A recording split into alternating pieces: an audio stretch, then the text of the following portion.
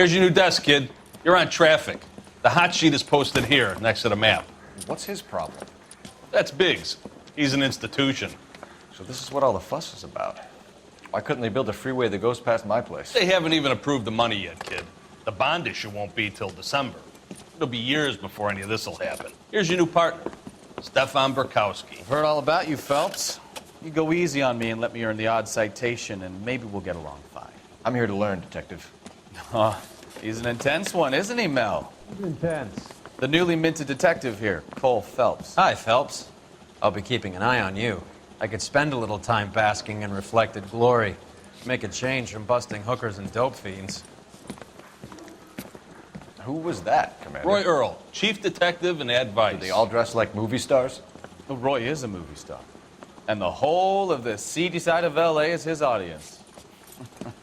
What is that supposed to mean? Stick with me, kid. You'll find out.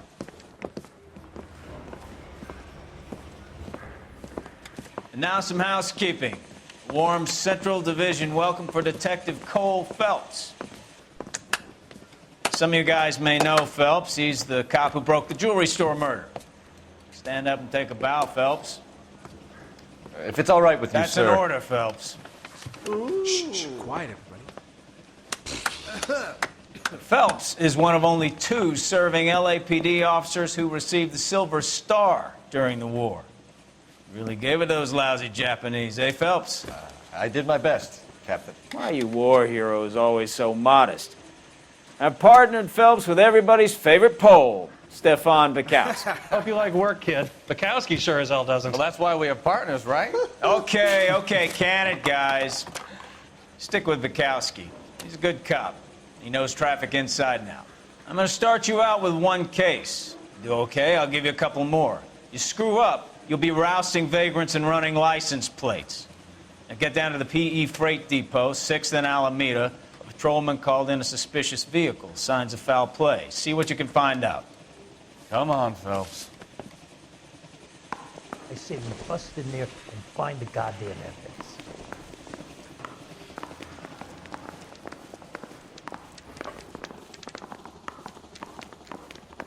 Hey, they really pushed you through quick, Such a didn't thing they? as soap, you know. 6 years on patrol before I got this desk. You were here in 5 minutes.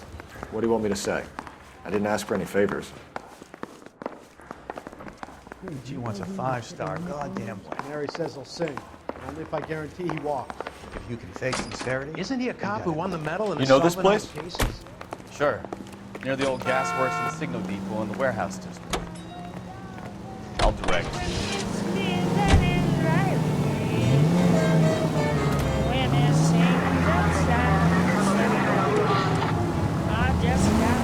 All units, so 459 just occurred in 6th and Sarah's. Any unit to handle So, code 2 tell me a little about identified. yourself, Phelps. Are we friends now, Bukowski? We have to work together. Don't be so touchy. I grew up in San Francisco. My father was in shipping. Went to college at Stanford. Did 2 years ROTC before Marine OCS at Camp Elliott. Shipped out in early 45 as a first lieutenant. Fought in Okinawa. Was wounded. Shipped back home. Did a year on the beat. Now I'm here. So you won the Silver Star. I don't want to talk about it. Now let me get this straight. You single-handedly killed 40 Japs on this hill in Okinawa. No. You were up there all night, draped in the flag, knife between your teeth, gun at the ready. Finished? The Emperor Hirohito himself leading the charge against you. I did my part, Bukowski. What did you do?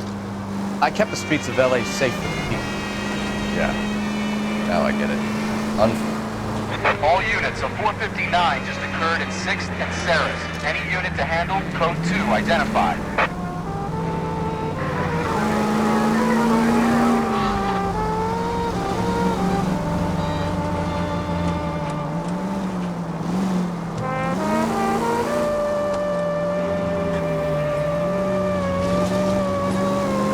Fuck you, Phelps. I earned a bravery citation during the Zuda riots.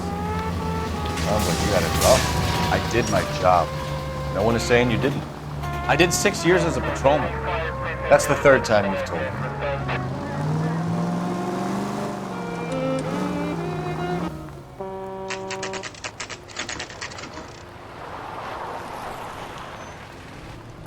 That you, Bukowski? Go on through. Parking lot straight ahead.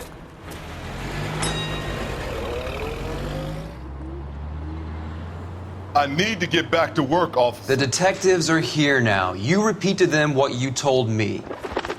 I did the right thing by calling this in. I'm just a working stick. Just give them your story and you'll be all right.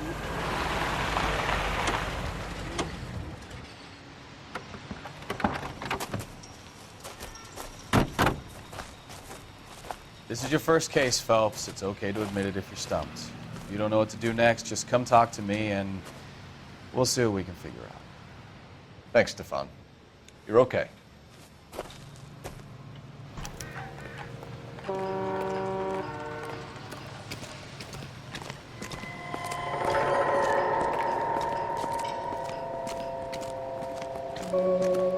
I'm Officer Hart. Phelps, traffic. What have you got? Abandoned car, probably stolen. The solid citizen is Nate Wilkie. He called it in. What gives with the coroner? There's blood all over the interior. Someone's copped a full Broderick, but no stiff as yet. We have an owner for the car? The car is registered to an Adrian Black, just north of Bunker Hill. All right, we'll take a look around. I'll keep Mr. Wilkie talking, but don't make him wait too long. He's the restless type. Nice day for it. How's the wall? How long you gonna keep me here, sir? Doc? I better get back to work. Detective Phelps. What have we got? A lot of blood for a blunt force injury. The victim must be in a very bad way. Any sign of the guy? Not unless he's in the trunk of the car.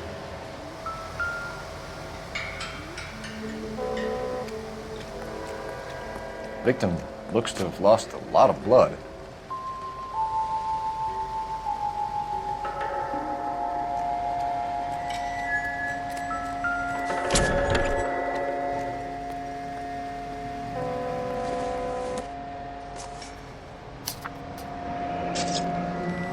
Mr. F. Morgan picked up a live pig yesterday?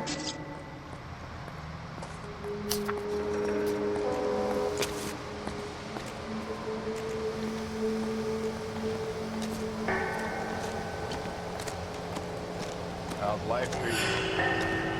After this, I got 4 jobs. Let me through. I swear. The brand name might give us something to go on.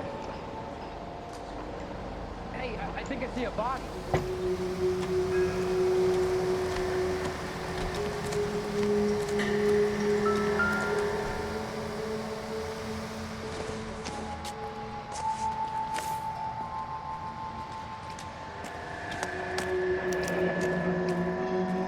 "32 years old, married. Sounds like an average guy. What was he doing out here?"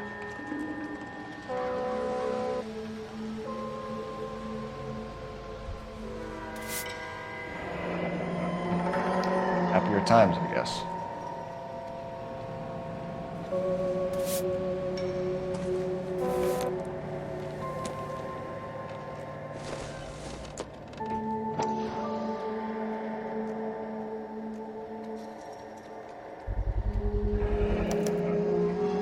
Stenzel glasses. Home repaired by the look of it.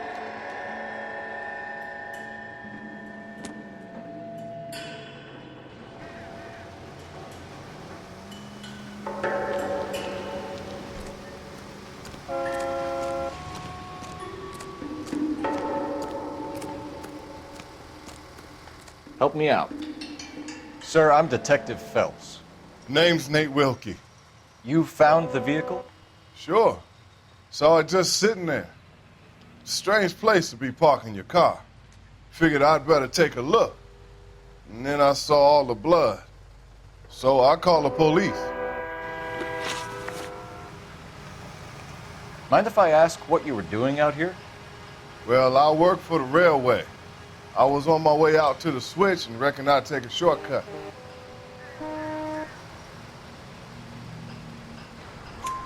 Did you see anybody else in the yard? Maybe somebody hanging around the car? Nope. I hadn't seen a soul all day till you boys turned up.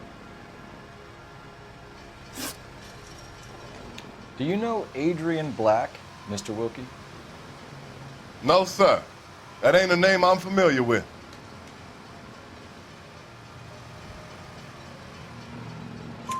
You ever seen the car before? Funny enough, I did. A couple of nights ago, it was over there in the parking lot. I know most of the cars are parked here regularly, so it kind of stood out. We found a steel pipe with blood on it near the car. Do you know anything about it, Mr. Wilkie? No, sir. I went straight for the law when I saw the car was full of blood. When you saw the blood, was it wet, bright red, or darker like it is now? Darker, I'd say. Looked dry already.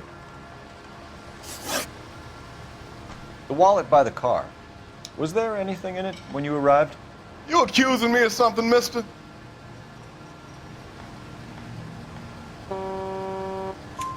Do you want the patrolman to hold you down while we turn out your pockets, Mr. Wilkie? Maybe I checked inside that wallet. Not that I was gonna steal anything. Maybe I took a look. But there weren't no money in there. Not even change. Thank you for your help, Mr. Wilkie. We'll contact your employer if we need anything more from you. If you have to, I guess. I can't really spend no more time over this. Somebody's got to inform the wife, Phelps. If you're done here, we'll head over there now.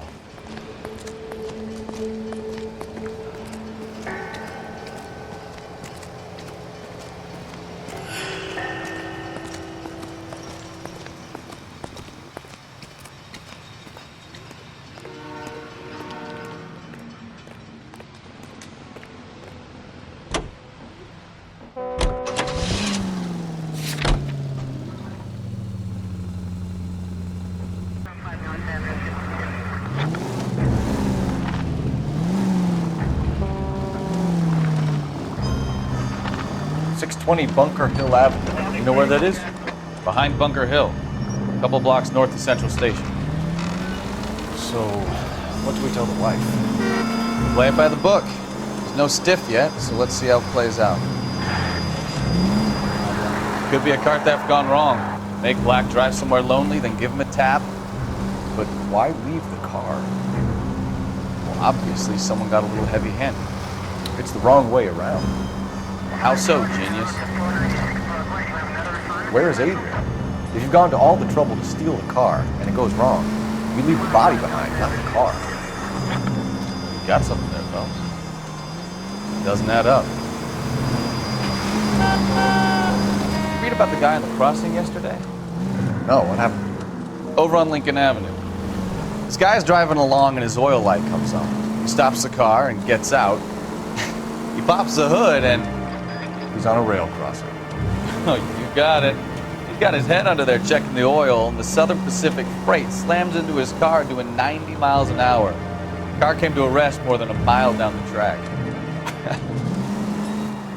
What a pointless waste of life. You'll get plenty of blood and guts and mindless stupidity working traffic, Phelps. And who needs a Second Amendment when we'll give a goddamn fool the license to get behind the wheel of an automobile? If it's a kidnap, why leave the victim's ID? If it's a murder, why leave the car? The evidence doesn't add up. Free lesson, Phelps. Evidence will only get you so far. You ask me, the whole thing feels hinky as hell. What I wouldn't give to have your powers of intuition, Consul. Don't worry, kid. Keep watching the master and you'll get there one day.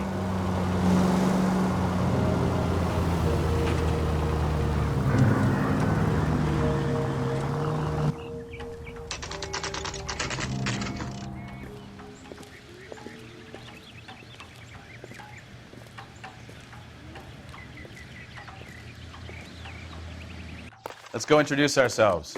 You talk to her, Phelps. I'm no good at this shoulder to cry on stuff.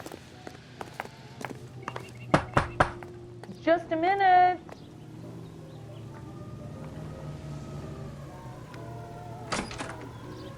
LAPD, Mrs. Black. May we come in?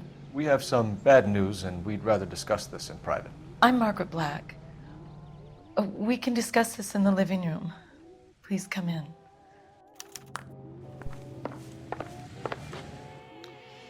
Your husband drives a blue Lincoln, Mrs. Black? That's correct. The car has been found abandoned, and I'm afraid there are signs of foul play.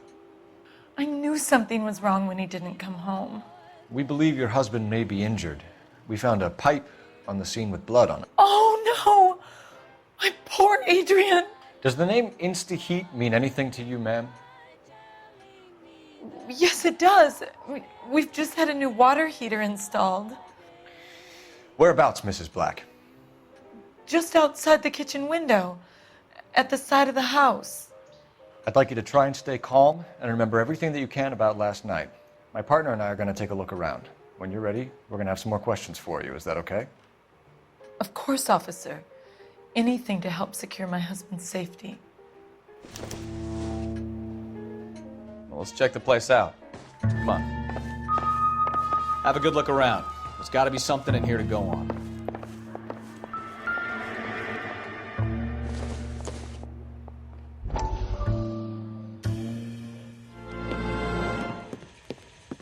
Lie down, make yourself comfortable. So, you're a friend of Courtney's? Yes, Doctor. He seems very concerned about you. I have these visions, these blinding visions. I can't get them out of my head. My skull, it feels like it's in a I vice. want to give you something to calm your nerves.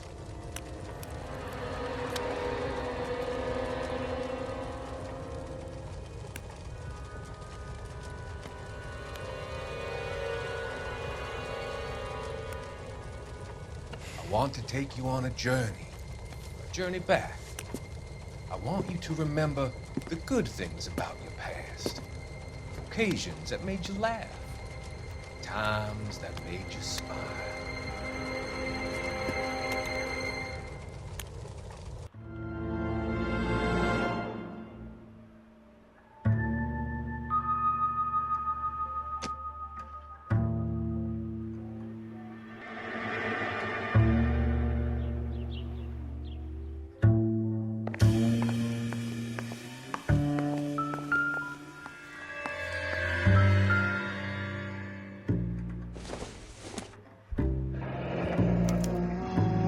This was only recently installed, not 2 days ago. Maybe it's time we took a look around outside.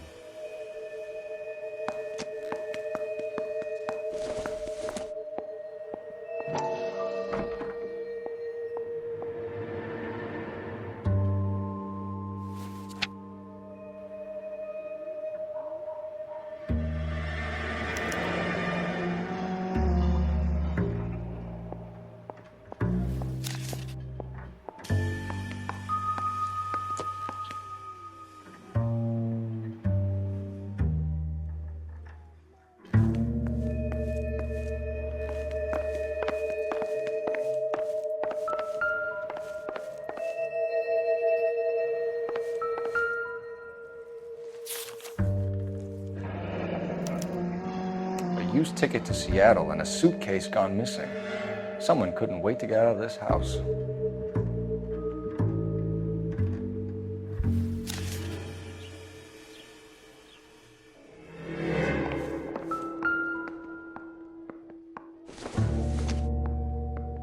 This must be Adrian's. Stencil, so the glasses are a match.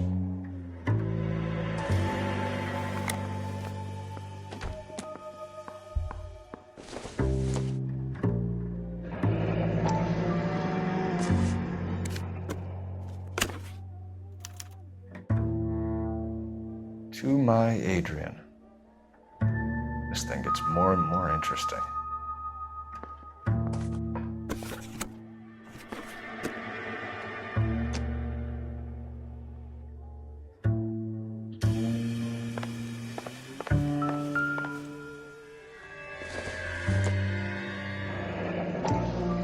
Kavanaugh's. So who brought this home?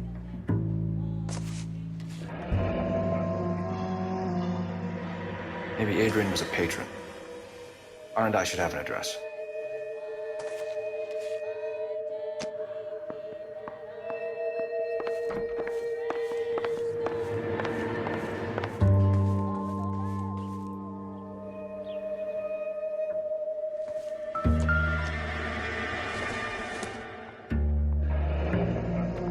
Separate bedrooms, separate pictures. What gives here?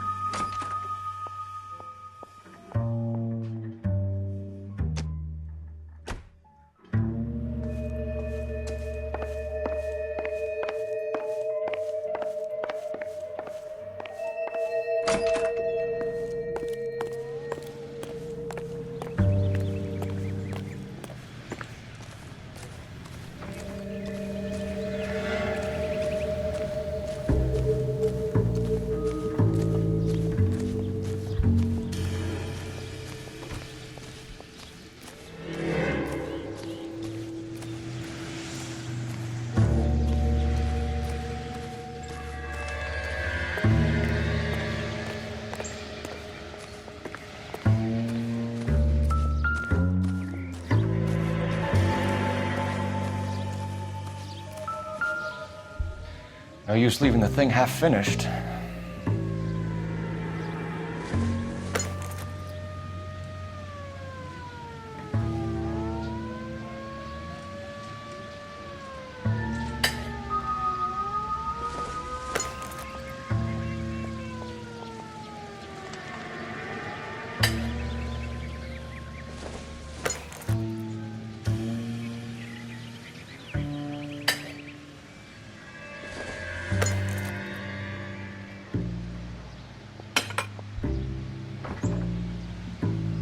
So the pipe missing from Mr. Black's heater is the same one that killed him.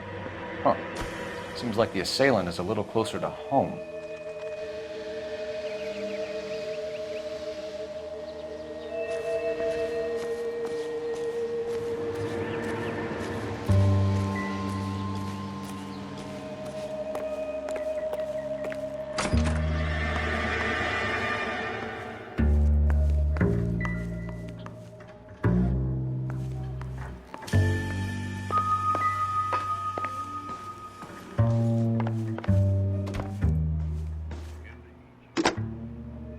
Operator, give me R&I.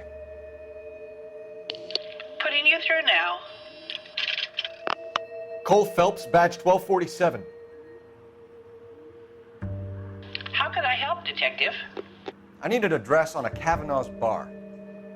Certainly, Detective. One moment. Kavanaugh's Bar, corner of Aliso and Hewitt, south side of Union Station. Thank you.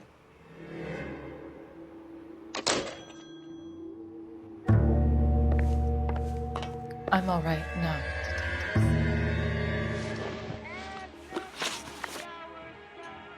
We found a receipt in the trunk of your husband's car for a live pig. This receipt was made out to an F. Morgan. A pig? Adrian runs a tool business. That would be Frank Morgan. God knows what he's up to. KTI Radio reminds you, make sure to sign up. What makes you say that about Morgan, ma'am? He's the foreman at my husband's plant. A very shady character. I've told Adrian he needs to keep his distance from the staff. They're always out drinking together. Did your husband tell you where he was going last night? All he said was he was going to meet Frank for a drink.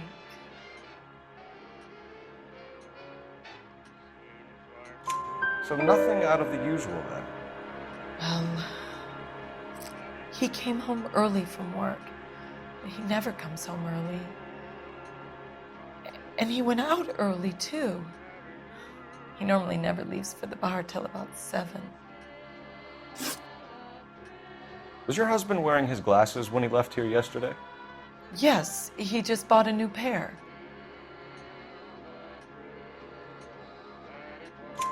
Go on. I kept telling him to throw those old ones away. He tried to repair them with tape. They looked terrible.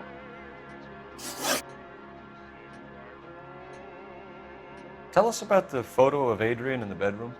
What is there to tell? It's from his most recent business trip to Seattle. There's plenty to tell. You just won't tell it. You're lying about the photograph, Mrs. Black. You're incredibly rude and insensitive. But I guess you know that. I've told you what I know about the picture.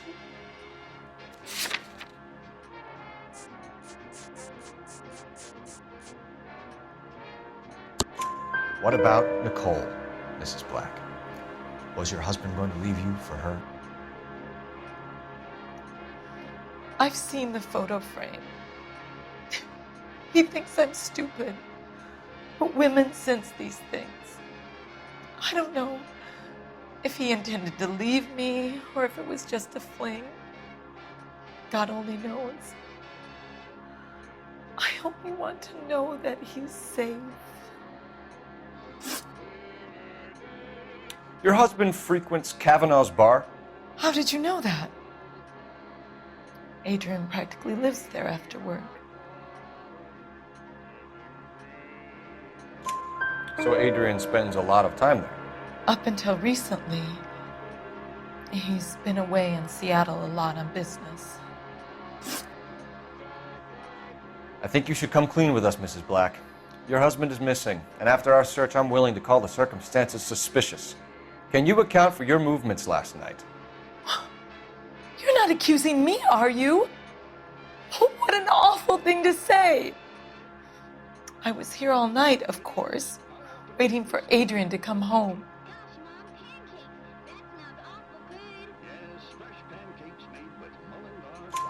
Is there anyone who can vouch for that?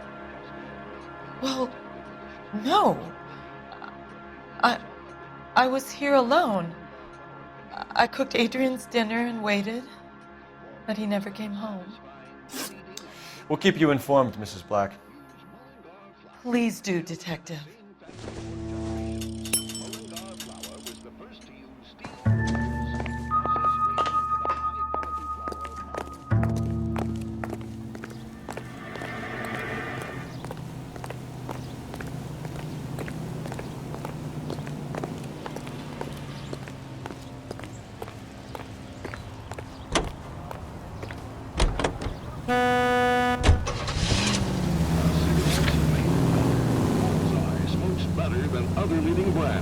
Satisfies the most. Yes. Jesus, I'm glad to be out of there. Mr. and Mrs. Black don't seem to have the happiest home life. He's too scared to divorce her, and she's too much of a shrinking violet to throw him out. If this hadn't happened, they could have stayed miserable together forever. You think she could have killed him? She sure as hell doesn't seem the type. But stranger things have happened.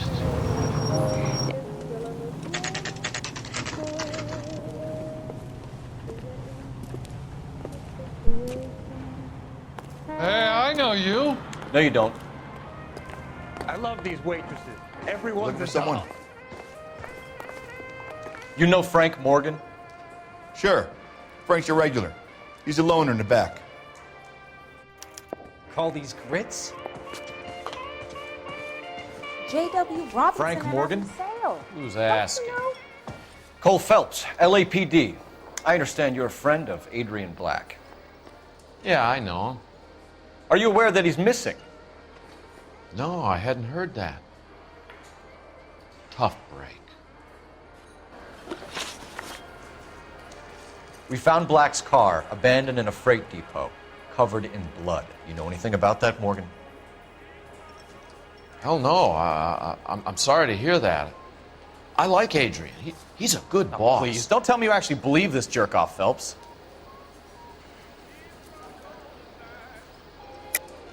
You're lying, Morgan. You were there. And you're talking out your ass, detective. How about you prove I was out at that rail yard?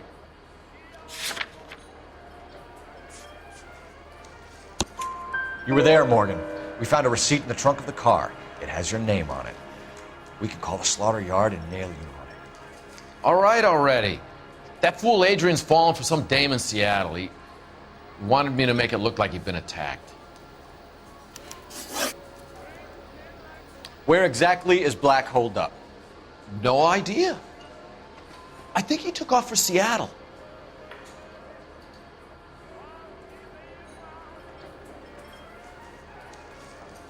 I'm tired of your shtick, Morgan. Spill it, or we take you out in the alley and we knock it out of you. He's holed up at my place. He's waiting for some money to come through before he blows town. An address? It's an apartment house at the corner of Temple and Figueroa. Apartment number 2.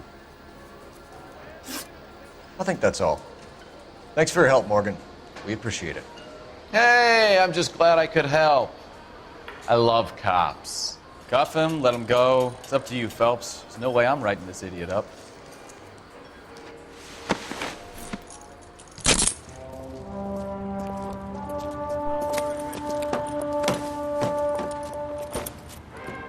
You got Morgan's address? Let's get over to his apartment.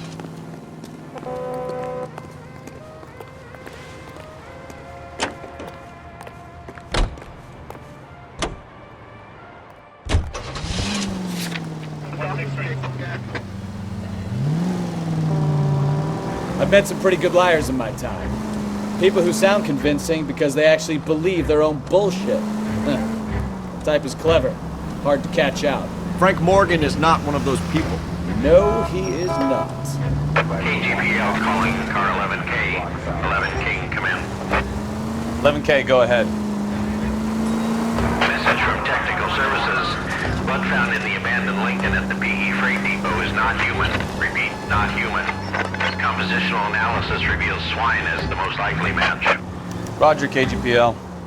Time to reel this guy in, Phelps.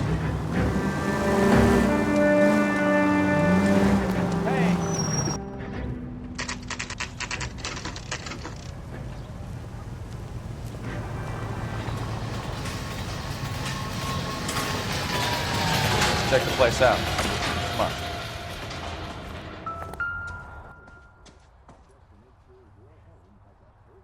Apartment 2.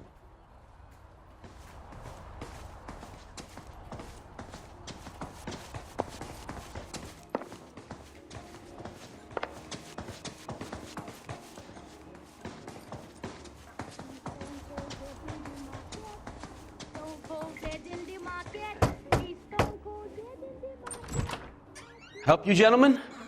LAPD detectives, Mr. Black. You're under arrest. Look, I'm really sorry about this. I never tried to hurt anyone. I just needed to get away from LA. I won't put up a struggle. Just let me get my things. I knew it! Phelps, go after him. I'll try and head him off in the car. Remember, the gun is the last resort. There's no point running, Adrian.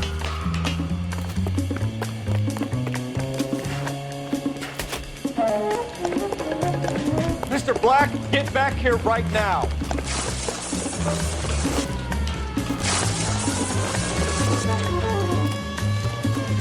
It's over, Adrian. Stop right there, Adrian. Why not just come clean with her, Black? Why the melodrama? I thought it would be easier. No, it just got a whole lot harder. Adrian Black, you're under arrest for conspiracy and fraud. We'll see what the DA has to say about wasting police resources on a wild goose chase like this. You're gonna lose your wife, lose your job, and probably end up in the big house. I hope she was worth it, Adrian.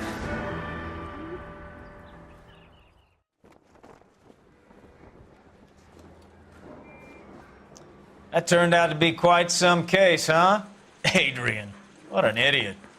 You got an arrest and a clearance in your first case, and in fine style, too. Well done, detective. Efficient investigation technique, good public presence. You keep that up and you learn from Bukowski here, you could go a long way in this department.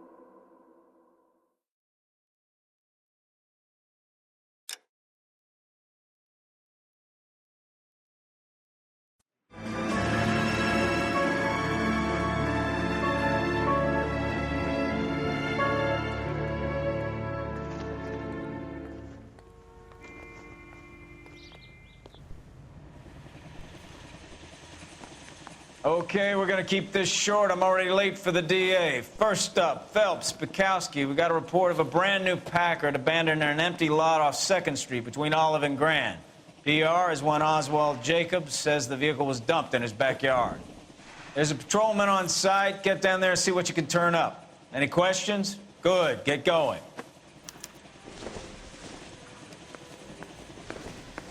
Better go earn our pathetic wages. I'm thinking of moving up to a 45. Rimsky, O'Halloran. Intelligence has information on a stolen car racket. An abandoned vehicle. We catch all the good ones, huh, Phelps?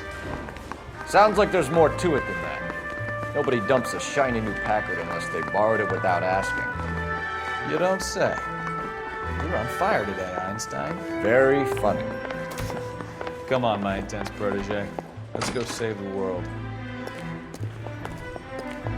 The cop has solved the big case.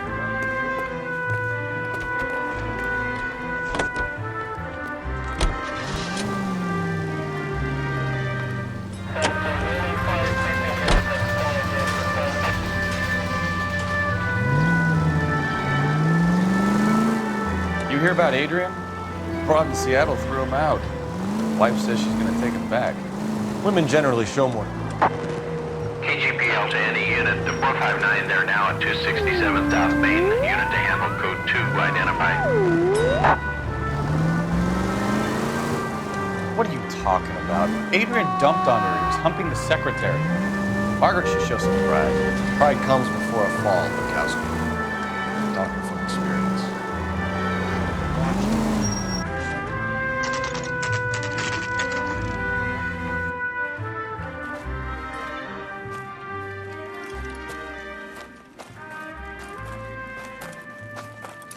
Phelps, traffic. I'm Officer Houlihan. Car's down the alleyway, detectives.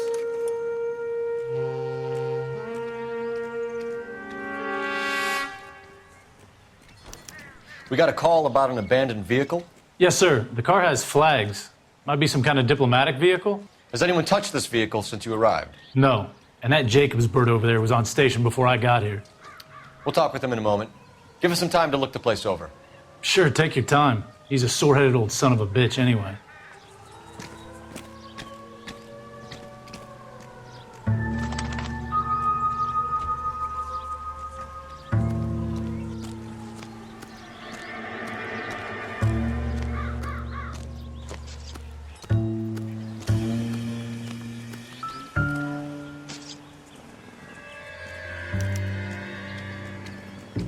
It's owned by the Argentinian embassy.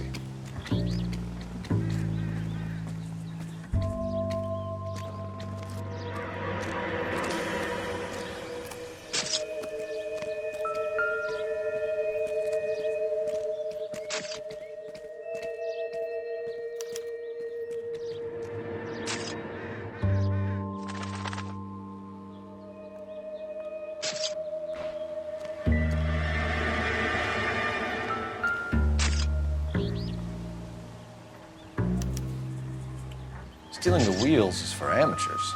A car ring would have stripped it in a warehouse.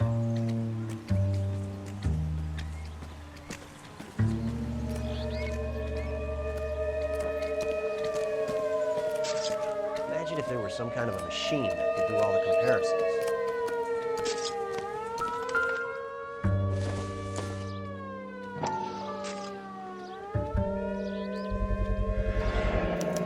Combination wrench. Must have used it to remove the wheel lugs.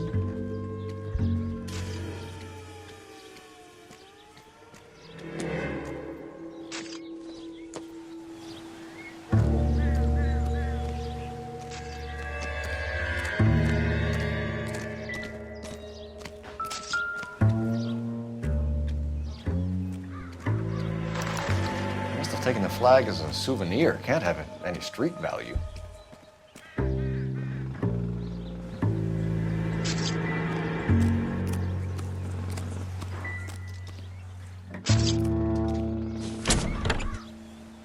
Empty.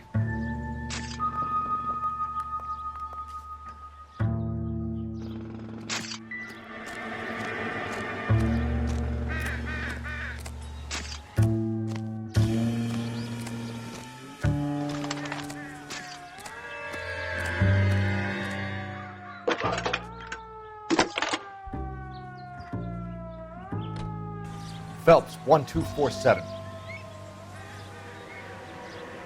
How can I help, Detective? Could you run the name Dewey Brothers? Possibly a dealership or car mechanic's workshop. One moment. Dewey Brothers Packard Dealership, 629 Figueroa Street. Got it. Thanks.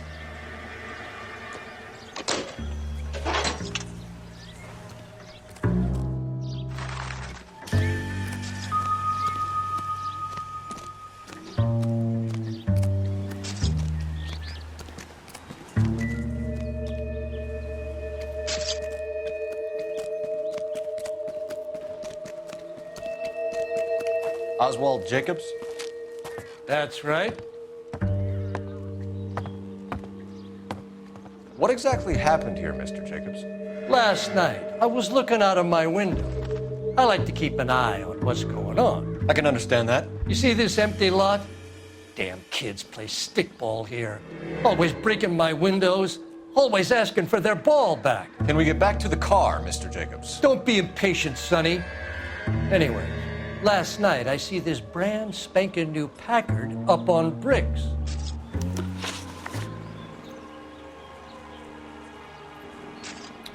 Did you see who stole the Packard? Hell yes, I did. I saw 3 goddamn Mexicans going to work on it. Can you tell us what they were doing? Using the headlights of an old Ford so they could strip the thing. I yelled out to them, "I'll call the cops." So they loaded up their car and drove off, tooting and hollering and yelling obscenities at me in Mexican. You speak Spanish, sir? No, I do not. After the Mexicans left, you didn't go anywhere near the car? After I scared them off? No, I didn't go anywhere near that car.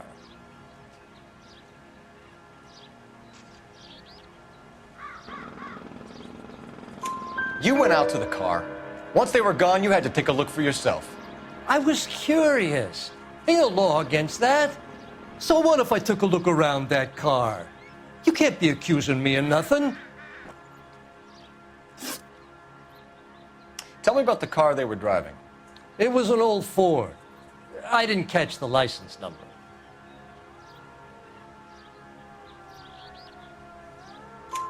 You look like the kind of guy who notices details. You're right there. The car was old, but it looked brand new. Candy apple red paint job stands out a mile. What exactly did you see them take? They was working on the tires. That's all that was took.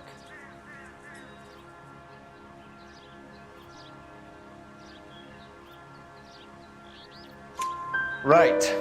So what did you take, Jacobs? Do you want my partner to pat you down? I found a notebook in the glove compartment. I was going to show you.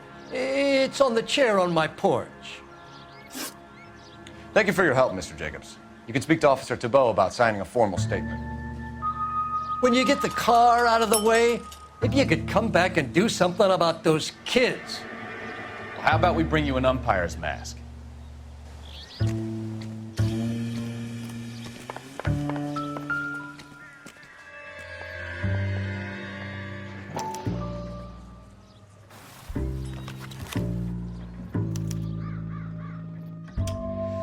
Okay, so we have the owner of the vehicle, a degenerate. I'll run John Madsen by R&I.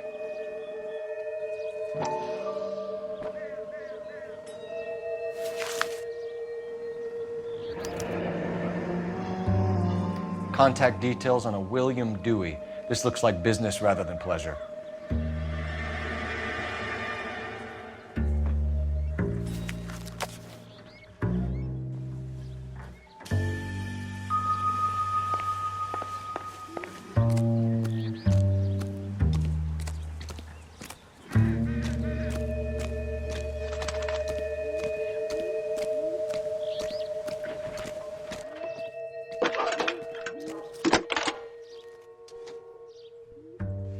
Cole Phelps, badge 1247.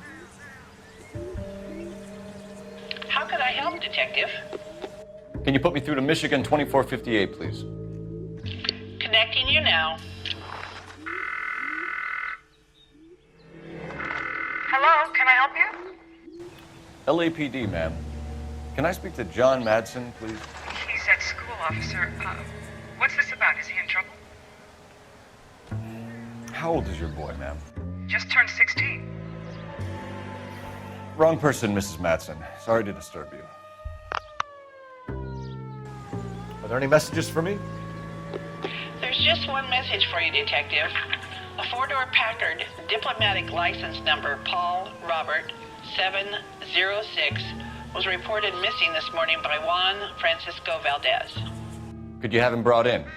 He's already here at Central, Detective. He's demanding an audience, as he calls it. Thanks. Can you get a message to Captain Leary? Tell him we'll be in as soon as we can. Thanks, ma'am. Can you cordon off this lot until we have the vehicle impounded? Yes, sir, Detective. We'll follow up on the owner. Get a statement from Jacobs, and I'll read your report back at the station.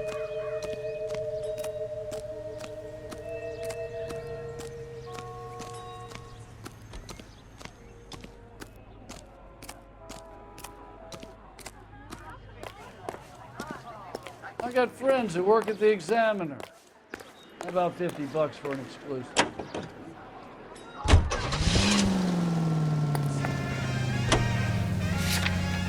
We can visit the Packard dealership or head back to Central and interview this Valdez character. Your call. This has got to be the 50th abandoned vehicle call we have caught this year. One more and I'm going to go crazy. Not your favorite cases? You kidding me? This is barely even police work. Of all the bad guys in this city, we get lumped with the ones who can't even be bothered to keep what they steal.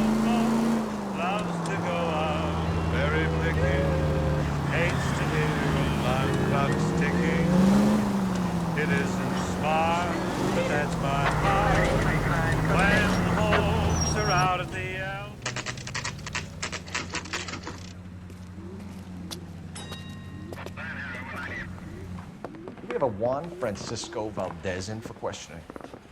Sure do, Phelps. Your bird's an interview, too. And get this, he's wearing gloves and doing his best not to touch anything. Can you beat that? Sounds like we don't want to keep this guy waiting. It's this way. One more homicide. You know you've got it made if you can get to that desk.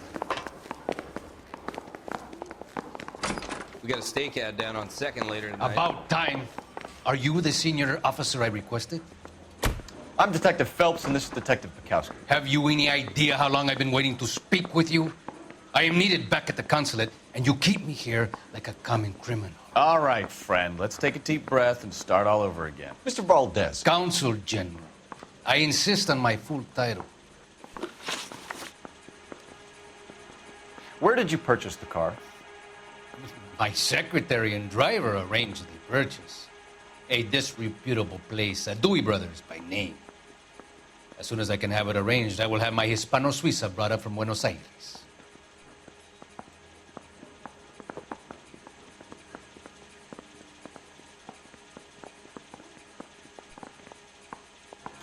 Bought a Packard, Valdez? A snob like you doesn't drive an American car. I want answers or I'll smack you around the teeth. William Dewey offered me a substantial bribe to make a purchase at his establishment. It is not unusual to make this kind of transaction in the civil service. Well, tell that to the Argentine taxpayers. Consul General, we have located your car. Can you tell us how it was stolen? It must have been stolen from the consular garage. Terribly inconvenient, of course. I want the perpetrator soundly flogged. Unfortunately, we don't do that here, Your Worship.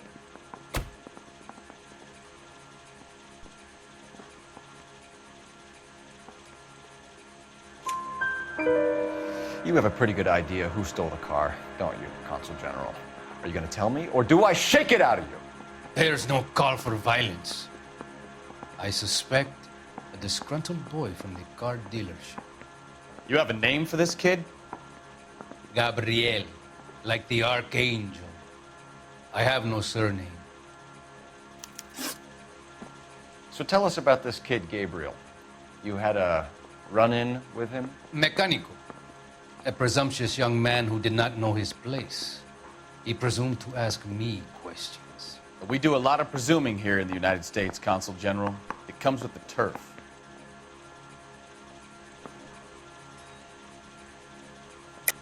You fuck young boys, Valdez. Are you a madman?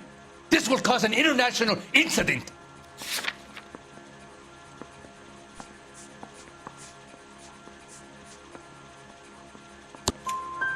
Danny, Ben, Miguel, Tristan, and Teddy.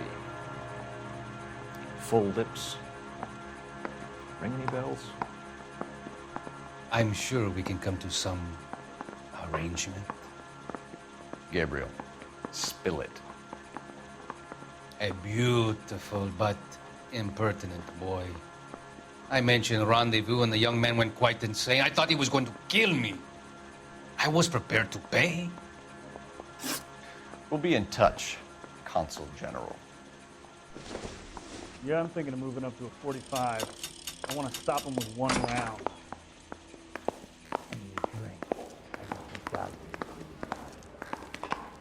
Finished with Valdez. Thank God.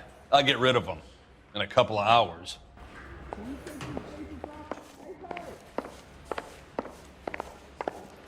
If you can fake sincerity, you got it.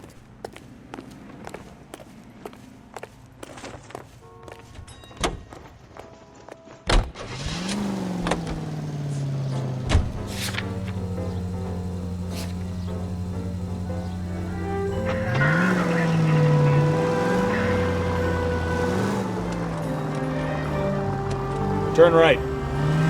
Mr. Valdez moves in some peculiar circles for an international bon vivant. Ah, English, please. See, this is why nobody invites you out for drinks. It's just very industrious of him to be so involved in matters of consular transportation. All right, you're making it worse now. I think what you're trying to say is that lover boy in there is as full of crap as a Christmas goose. That as well.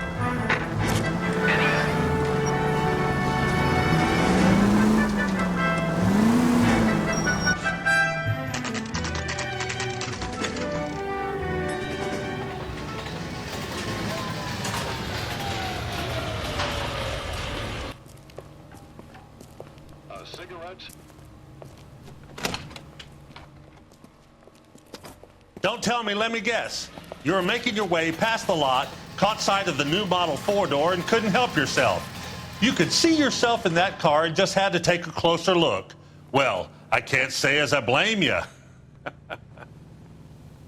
LAPD, Mac. We'd like to speak with the owner. That's me, William Dewey, proprietor, at your service.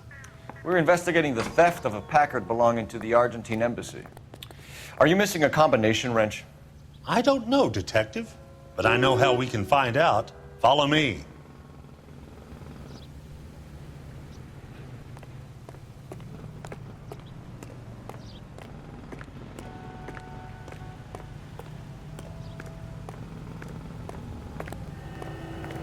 We keep all our tools in here. Mind if we look around? Be my guest. You sure you guys aren't interested in a new car? Huh? Maybe a used car. I have some nice used cars for guys in your wage bracket. Why don't you give us some alone time, Dewey? Go sell some cars or whatever it is that you do here.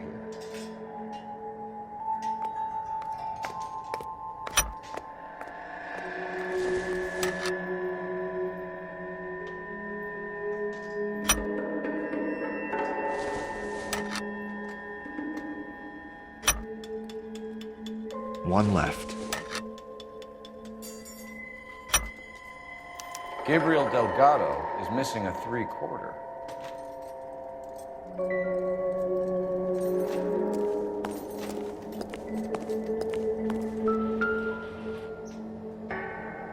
No good. We need diplomatic plates.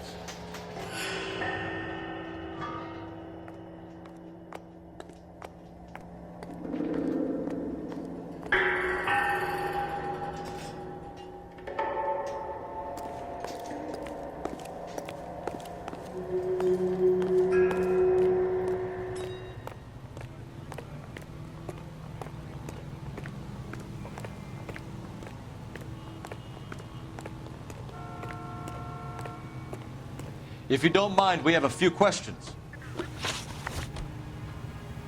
Packards are great cars, but this doesn't look like the kind of place favored by foreign embassies.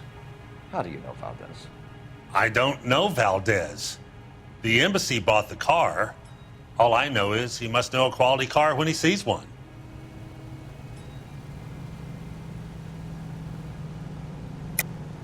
And I know a shyster when I see one. You and Valdez are in this together.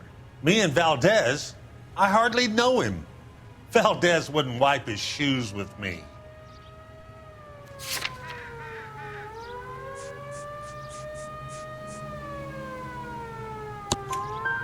We found your contact details in Valdez's notebook.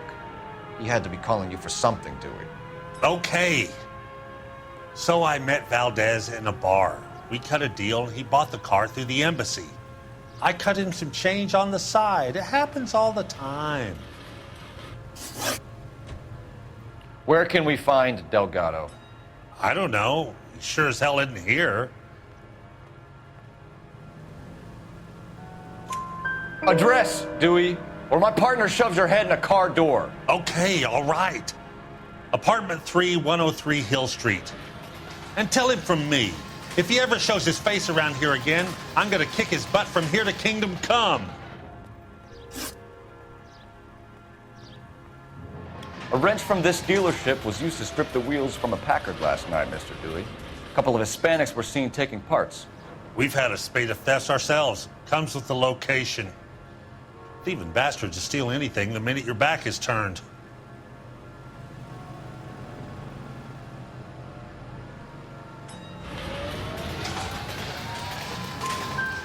What are you hiding, Dewey? Spill it. You don't want the LAPD getting too interested in this place. So I hire a few illegals. It's cheaper than hiring returning GIs, and they have less attitude. Downside is, they're a little light-fingered. Thank you for your help, Mr. Dewey. No problem. God damn that kid. I'm just an honest car salesman. Seems like you just don't know who you can trust these days. Going to movies, Dewey. You're missing your calling. Time to visit Gabriel Delgado. See how good his excuse is.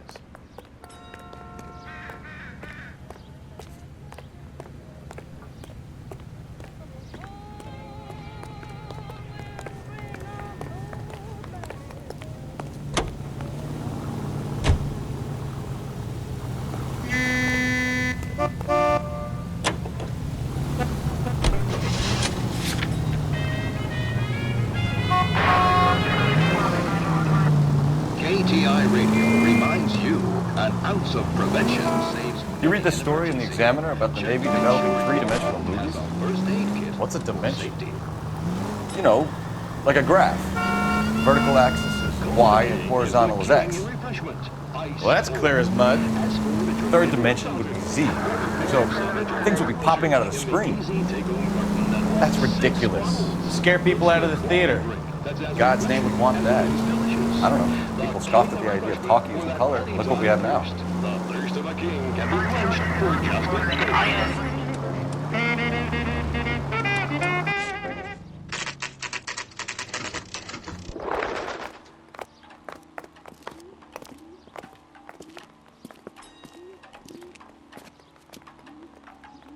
Okay, let's see what Gabriel has to say for himself.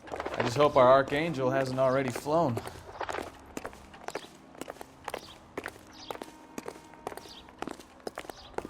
What the hell is this guy doing? Isn't he the cop they've been talking about on the radio? Want another accommodation?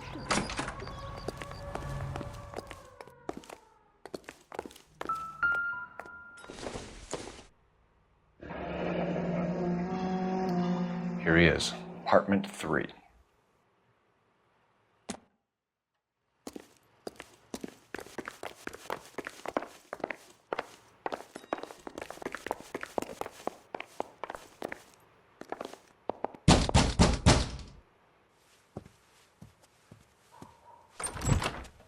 Yet. LAPD, ma'am. We're looking for Gabriel Delgado. Gabriel? We're from the police. Policia, you understand? Yes, I understand. Could you come inside? What is your name? Ana Rodriguez. Is Gabriel Delgado here? Ms. Rodriguez? No. What do you want with Gabriel? Is he in trouble? Stay where you are, Miss Rodriguez. We need to take a look around. But he is not here. I have told you. Check out the surrounds. I'll stay with the broad.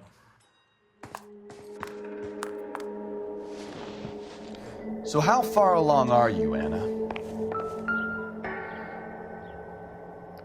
Nearly 20 weeks. Right. So how's it gonna be when you go into Souvenirs are a labor dumb and he's move. not around? You are wrong about Gabriel. He will be a good father. Already he works hard to provide for us. Unless you help us here, Anna, your little one won't be seeing Papa for a very long time.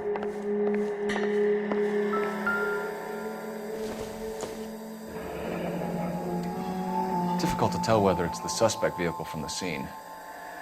Certainly Gabriel's pride and joy.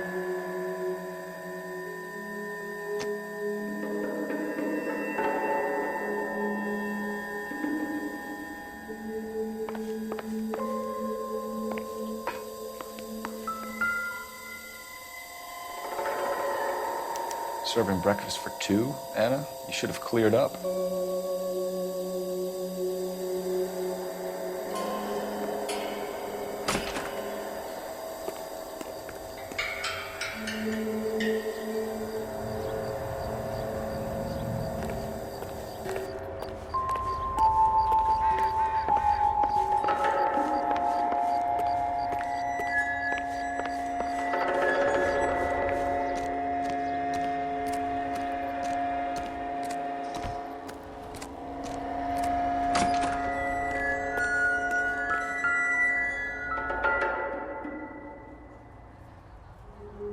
Looks like Valdez gets his wheel back.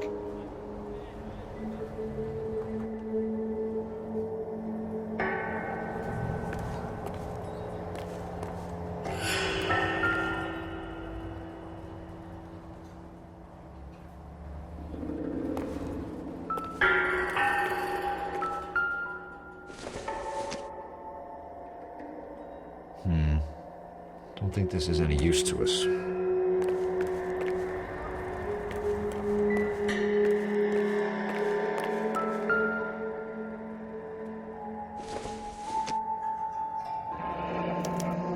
Diplomatic license plates.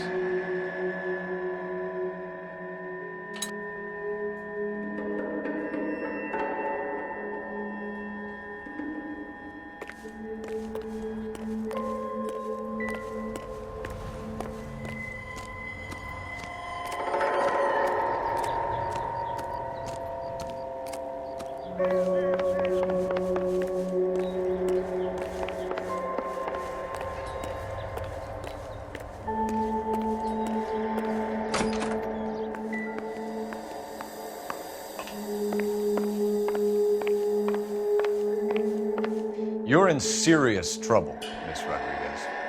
But Gabriel is not here. I have done nothing wrong. Why did he steal the car, Anna?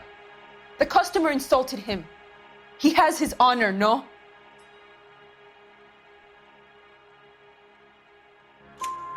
His honor, Anna? He said Dewey's friend tried to make a woman out of him. He no longer respects this man, Dewey. He took the car to show this maricon that he is a man. Tell us the truth, Anna. Has Gabriel been here? I haven't seen him for at least 3 nights.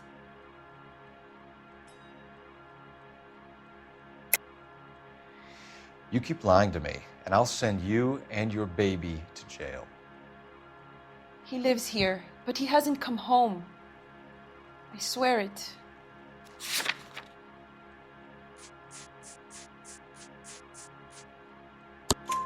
Enough, Anna. There are signs all over this place that he's been back. He was here last night. I have never seen him so angry. He went out to his shed and put some things in it. I don't know what, and I don't want to know. I love him.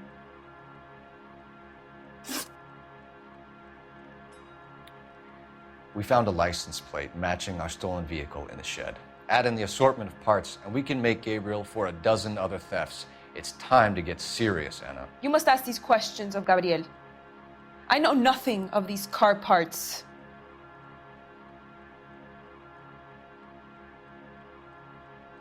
Then tell us where he is! If your baby is born in prison, Anna, the corrections officers will take it from you. You will see your son or daughter through a metal grate for half an hour a week. The start line is on 1st and Santa Fe. There is a spillway under the bridge that leads to the river. Many policia have wrecked trying to follow him.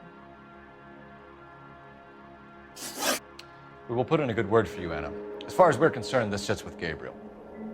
Start line? That sounds like a street race to me. It's gotten out of hand this last year. No wonder Delgado has such an eye for fine automobiles. You know where the kid is. Let's go stop these clowns and get them off the streets. That's the cop in the newspaper.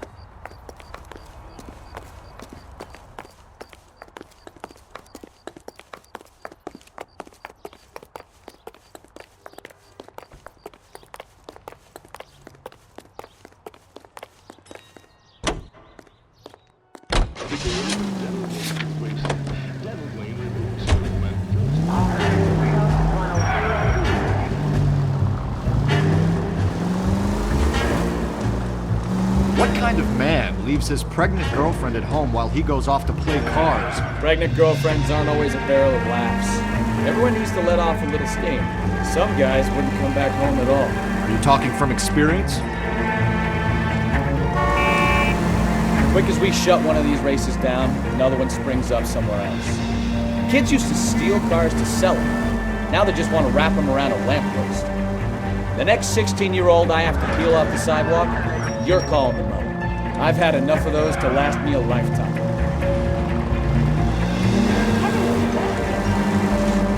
All units in the vicinity, citizen reports at 415 at the corner of Banning and Santa Fe. Suspect vehicles engaged in illegal street racing. Units to handle code 3 identified.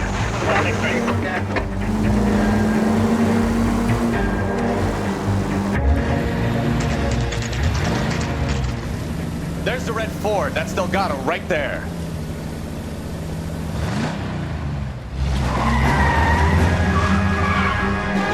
Quick! They're getting away!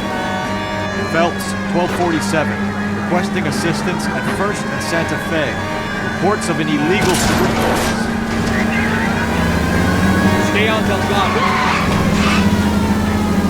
Getting away! I'm gonna find you! Gonna lose him.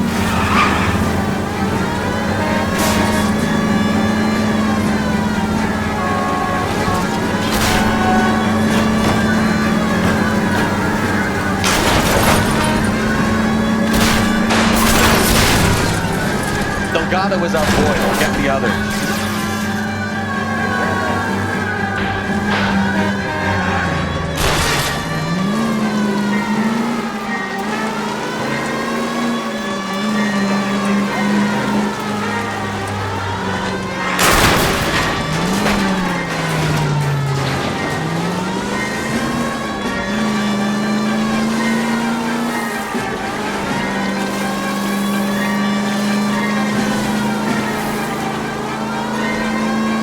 Enough games, Phelps. Take this guy out.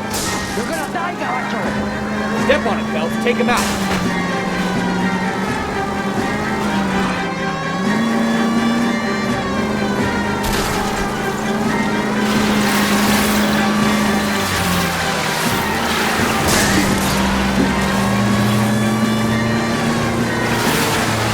Lay into his wheel arches. Come on.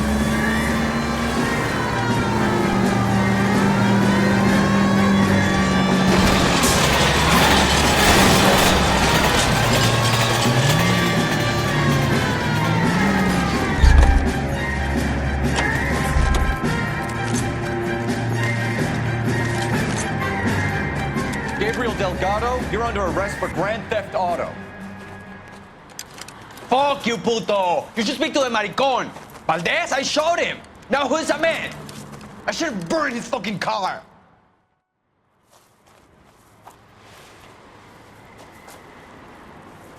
You got a foreign dignitary outed as a fruit and a kitty raper, a car dealer we're gonna let slide for the kickbacks, and a street punk car thief who sure as hell won't be taking liberties with other people's autos again anytime soon.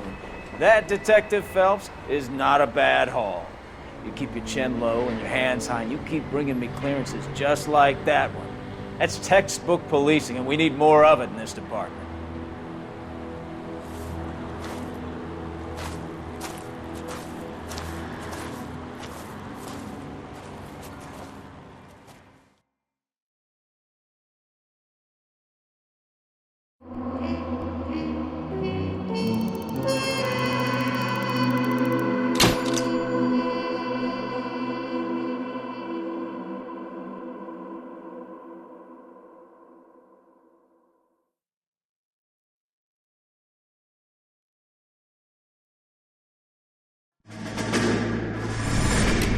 You have any plans for weekend Liberty, Jack? My sisters have been working in Los Angeles in a bomber factory. They're coming down to visit. I'm meeting them at the station at 6. Good for you, Jack. Are they cute? They're my sisters, Hank. Attention! Final inspection before Liberty.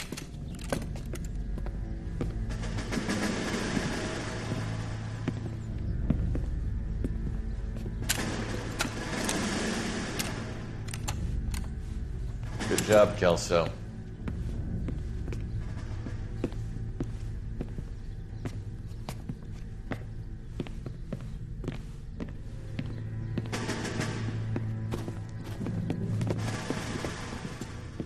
Are we going somewhere, gentlemen? Full inspection. It had better be exceptional if any of you want liberty this weekend. Kelso, this carbine. The bore is dirty. No, it isn't. Are you arguing with me, Kelso? Do what you need to do, Sergeant. You know the bore is immaculate. Weekend liberty canceled. 2-day field drill. Clean this rifle. No. Do you know the penalty for insubordination, Kelso? Jack, don't do it. Forget him, Hank. He doesn't have what it takes. Are you two finished? Are you going to clean this rifle? No, Sergeant. Cole is right. I'm going to stop playing games and join a rifle company and fight the real enemy.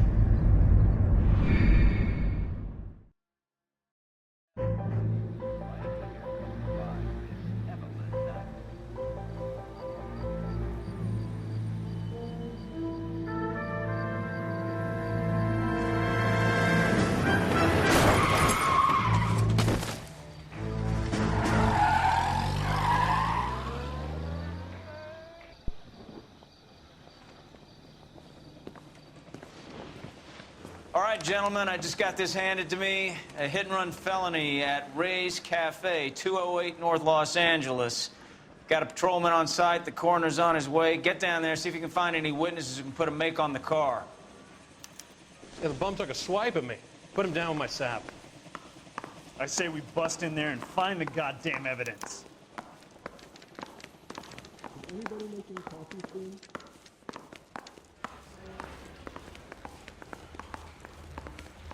Can you bring me the car? Hey, talking to you. My acting coach says I have real talent. Even his print, and he still confessed. I don't want to be rude. He's a waste of my resource. Good-looking boy like that should go into politics.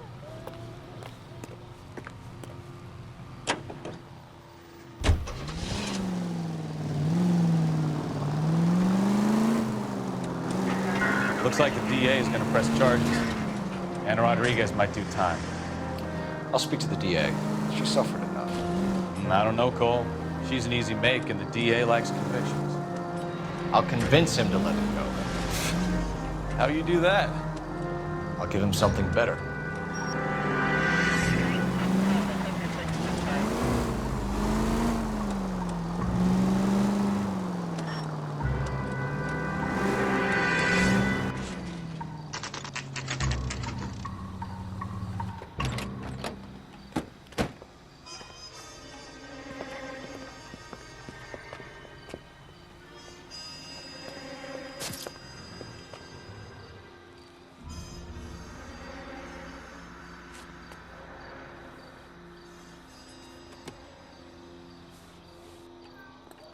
Detectives, over here.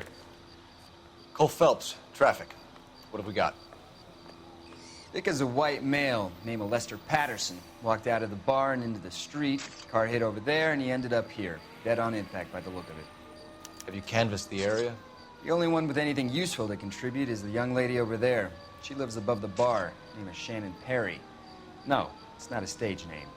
24 years old, she left Kansas to follow the yellow brick road. Is that so? We'll take a formal statement later. Right now, we're going to take a look around.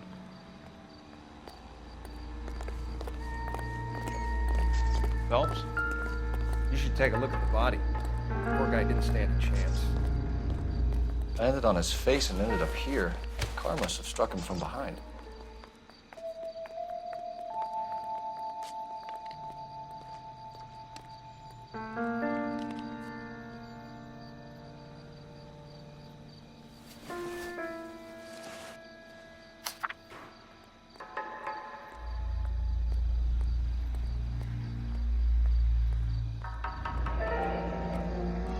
Patterson has life insurance.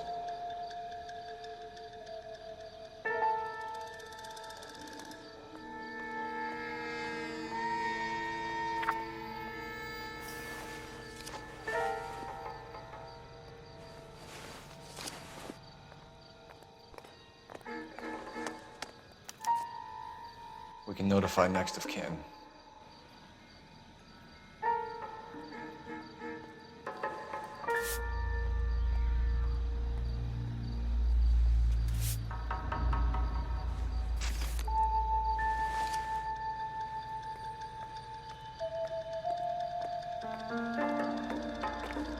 What have you got on the victim?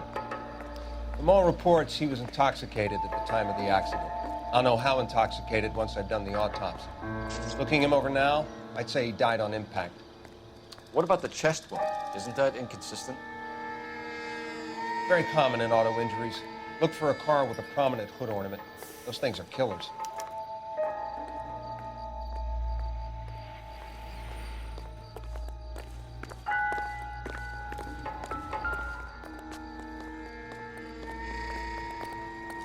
Body traveled a good 20 feet.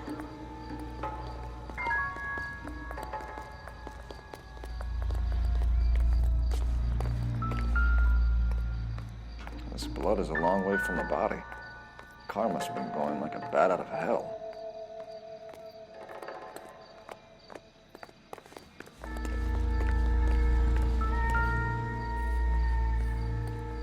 So the driver managed to brake before the impact.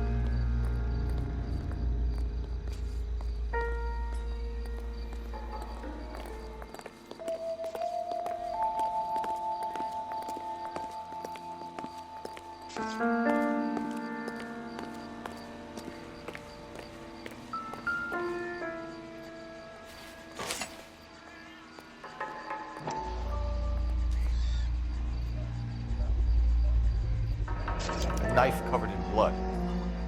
Could be a steak knife. This is a hit-and-run case, Phelps. Anyone could have thrown away a kitchen knife. In any case, we'll want tech services to scrub the alleyway before they bag the knife.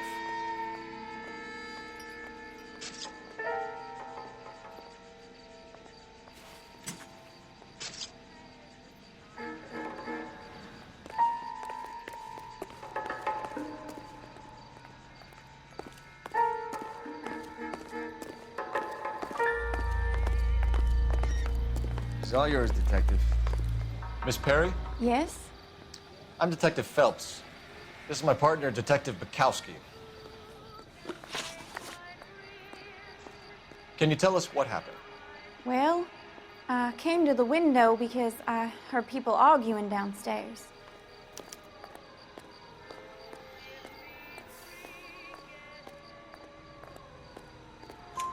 Then what happened? I saw a car hit that poor man and knock him down the street. What kind of car was it? A dark red Lincoln Continental. Did you see the license plate? Only the first three letters, I'm afraid. 3C8.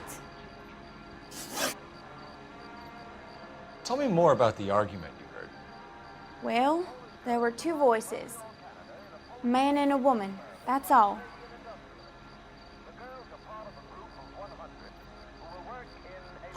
Why are you holding out on us, Miss Perry? I'm sorry. I was hoping to tell my story to the newspapers. I'd like to get my picture in the paper. Trying to find work as an actress, and things are pretty difficult. Cough it up, sister. We don't have all night. People arguing? They were husband and wife. I could tell by what she was yelling. Intimate things. Very embarrassing for the man. Thank you, Miss Perry. Your information has been very helpful. You can go now. You really think so? I hope you find that driver and put him away. You certainly got away with the dames, Phelps. Give it a rest, Bukowski. Let's see what the patrons have to say. I'll take the bartender. You work the rest of the room.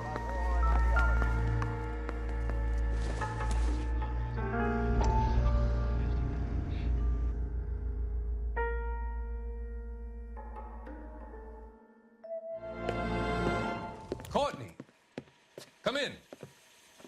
Have a seat. Thanks, Doctor. How are you finding working at the clinic? It's, fine. Are you sure? Can I be honest with you, Doctor? I would hope so, Courtney. I was hoping that the therapy would be more beneficial. Treatment can, unfortunately, be very long-term. So many of the patients here are addicts, Doctor. Many of them have been for years, Courtney. In the past, these people were condemned to sanatoriums. If we can reveal the root of the problem, then we have a chance to help them. And until then, they stay sedated? Do I detect a hint of reproach, Courtney? I was expecting more, Doctor.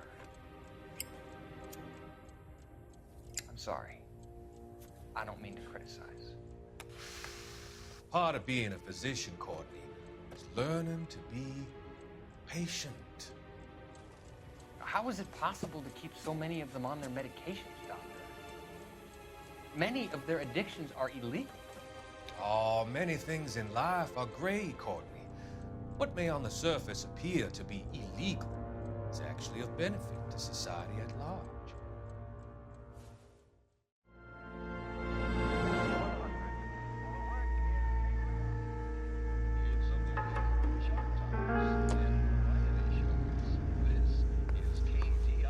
I'm Detective Phelps of the LAPD. How can I help, Detective? Your name would be a good start. Dudley Lynch. Hired help. I run the place when the owner ain't around.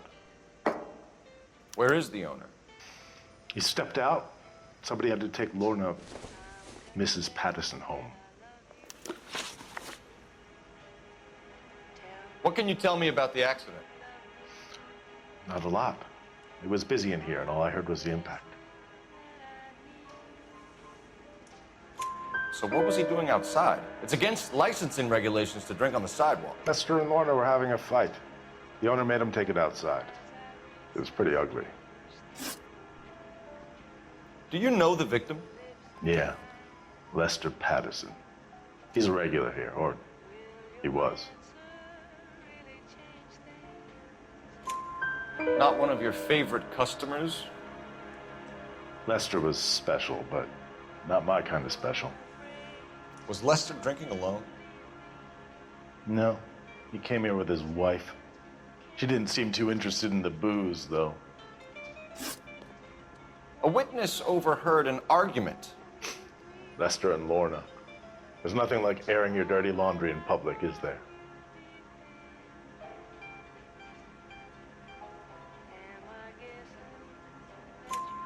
Why was Lorna Patterson in such a hurry to leave? What is going on here? Lorna was pretty upset, so Leroy took her home. Lorna and Leroy are close. They've been talking about opening a new bar. Leroy? Leroy Sabo, the owner. How long have Lorna and Leroy been talking about this new bar? Who knows? I just served the drinks.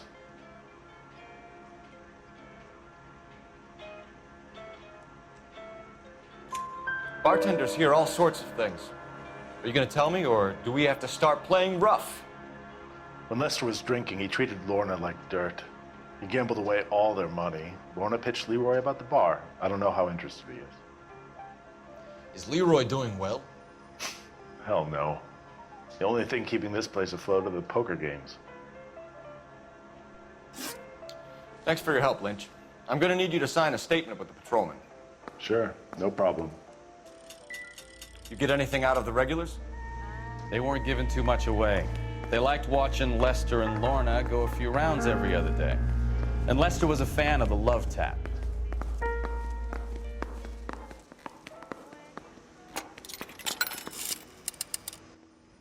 Operator, message for KGPL. Putting you through now. Phelps, badge 1247. How could I help, Detective? I need to run a partial license plate, 3 Charles 8. Cross-check possible Lincoln owners. Suspect vehicle is a red Lincoln Continental. Just a moment, Detective. Only one possible make on that license.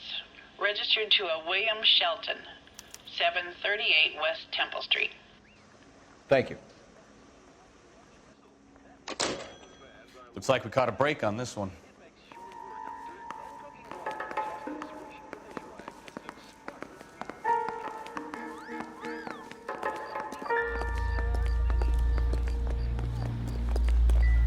Careful where you step, Phelps. I don't come down to the station house and tap dance on your desk.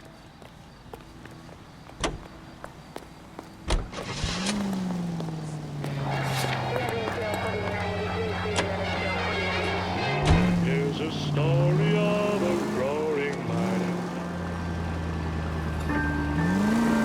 It's a lucky break getting a partial ID. These cases are usually dead in the water after 24 hours if no one comes forward. Now look what you've done!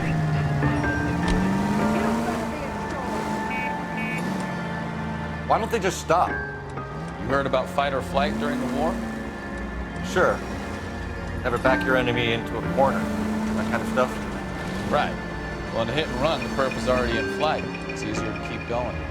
Takes a degree of moral courage to stop and accept responsibility. Not as dumb as you make yourself out to be, are you, Stefan? I didn't know I was making myself out to be. Cleanest in the vicinity, you can see.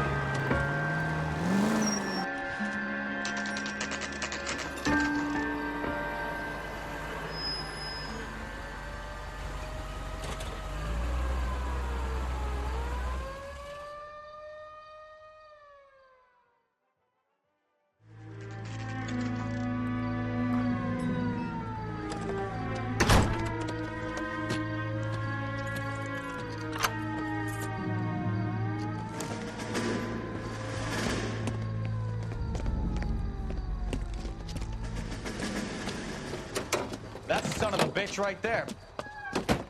William Shelton? Yes? It doesn't look good, Shelton. You packing your bags and making a run for it? You know why we're here. Yes. The accident. We've got witnesses who can put this car at the scene, not to mention the physical damage. This is open and shut, Shelton.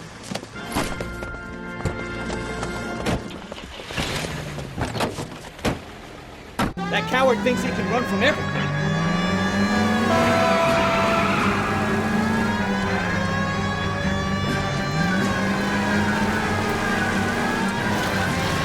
Lay into his wheel arches. Come on.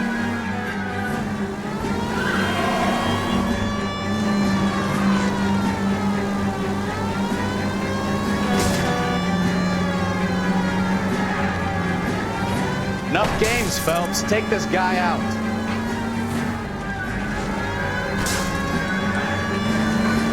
No wonder he killed someone, driving like this.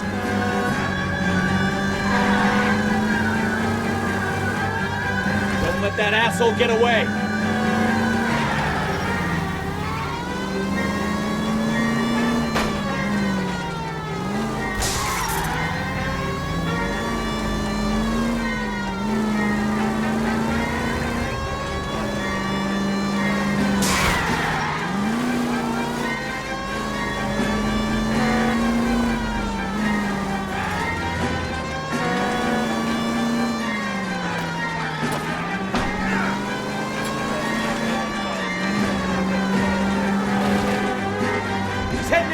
station. Go on, get after it. All right, I can... How does a vehicular manslaughter rap sound, Sheldon?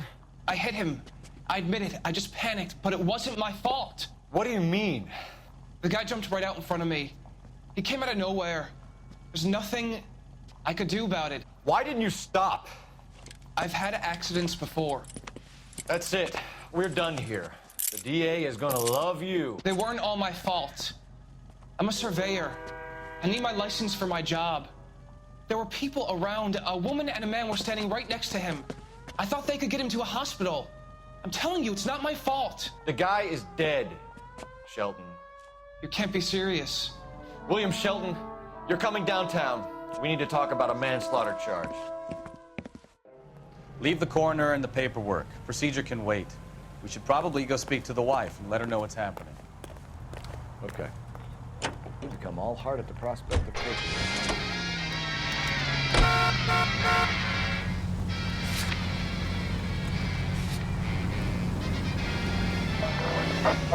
INS officer needs help. 333 South Main Street. 333 South Main Street. Officer needs help. 211. The shots fired. Unit to handle code 3 identified.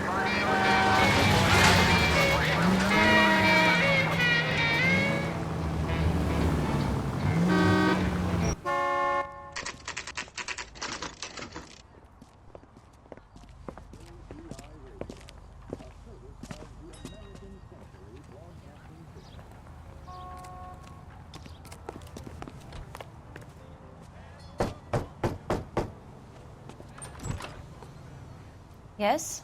Hello? Mrs. Patterson. Is this about my husband? We're investigating the incident, ma'am. I see. Come in, won't you?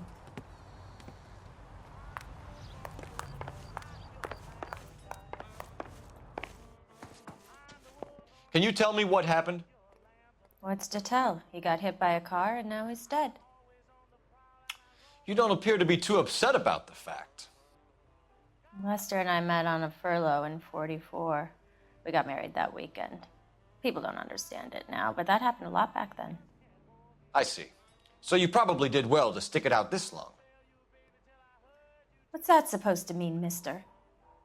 I think it's about time you left. I have someone here, I and beg your pardon? You're gonna have to run that one by us again, sister. It's okay, Lorna. I'm Leroy Sabo. Well, well. Nice to see you're comforting the grieving widow, Mr. Sabo. All right, wise guy. Do you have any intelligent questions you would like me to answer? You can confirm Mrs. Patterson's story. Lester lost at cards. He was kind of hard to control when he lost his temper.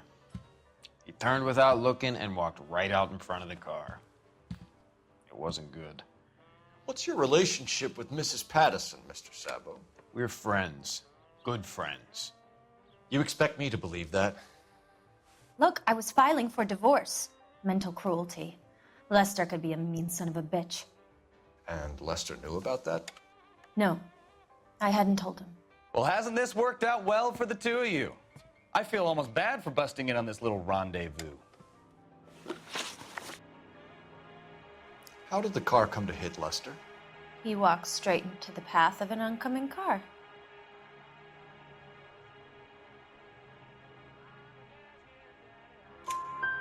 You expect me to believe that, Lorna?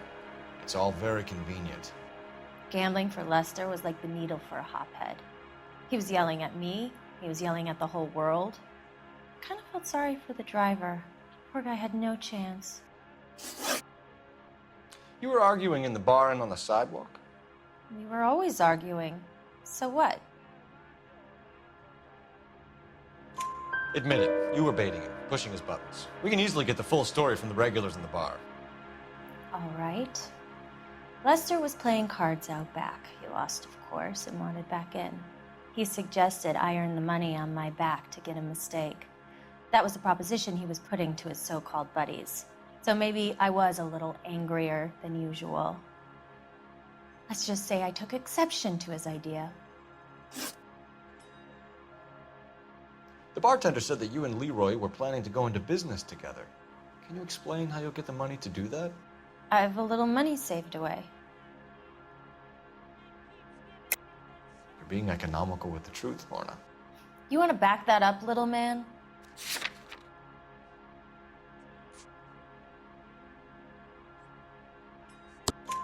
You increased the premium on Lester's life insurance. GI insurance policies have a $10,000 payout. It was Leroy's idea. Lester lived on the edge. He was always getting into fights, crap games, pinochle, you name it. Turns out it was good advice. It speaks to motive and premeditation, Lorna. You're forgetting the hit-and-run detective.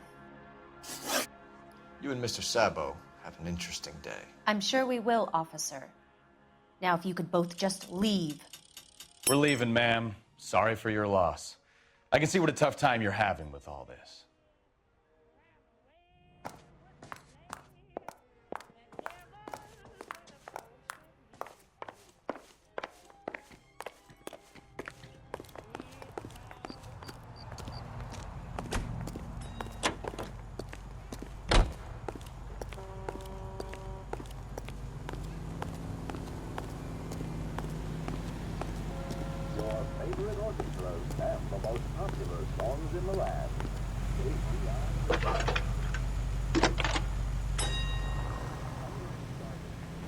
Phelps, 1247.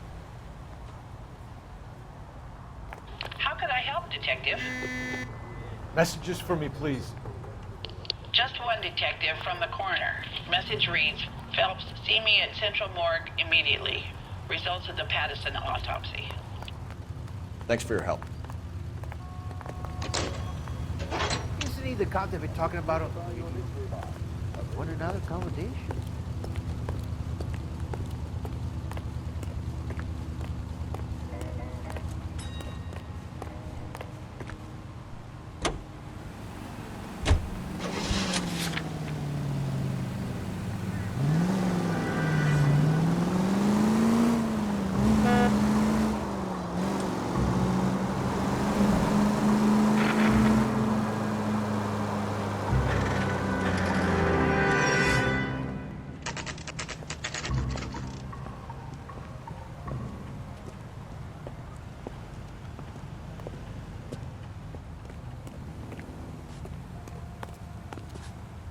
Peanuts are walking down the street.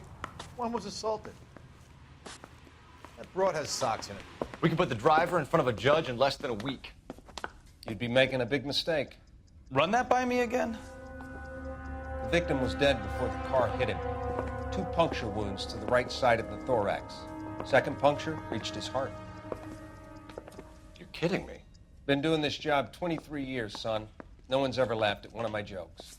He was stabbed to death? Long, sharp knife. Length of a bayonet. We found a knife in the alleyway. Where is it now? Was it bagged? By Patrolman Kaplan. Perfect. I'll get you a definite match. Jesus, we got him. Murder 1. We were right there and they tried to stare us down. Now they'll both get the gas chamber. We have the knife, we have the coroner's report, and I bet we could roll Sabo as a witness. Let's bring her in.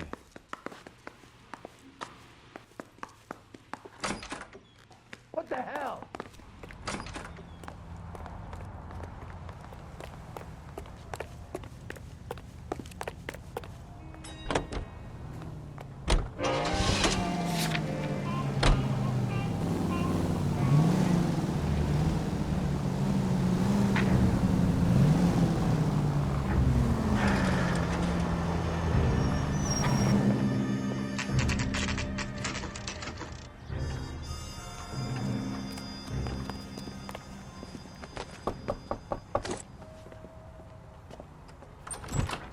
Spoken to the coroner, Mrs. Patterson.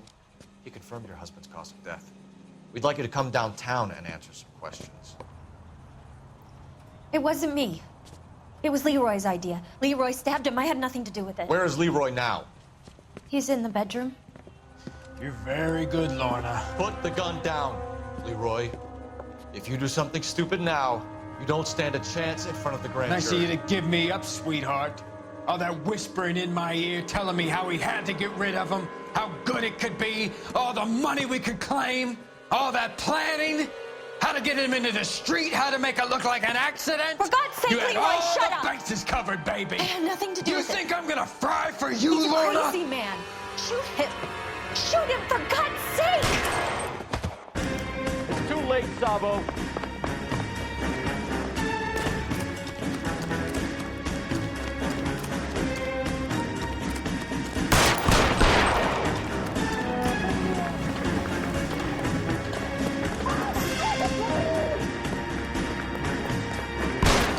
Stop or I will shoot.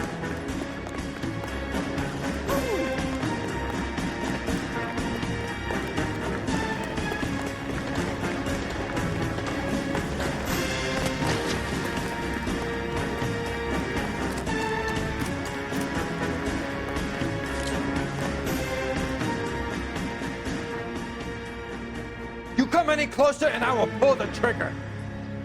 Put the weapon down now.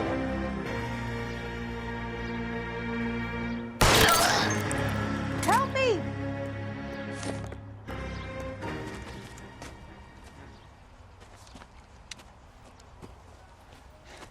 You look spooked, Phelps. I thought you'd been under fire before. It never gets any easier, Bukowski.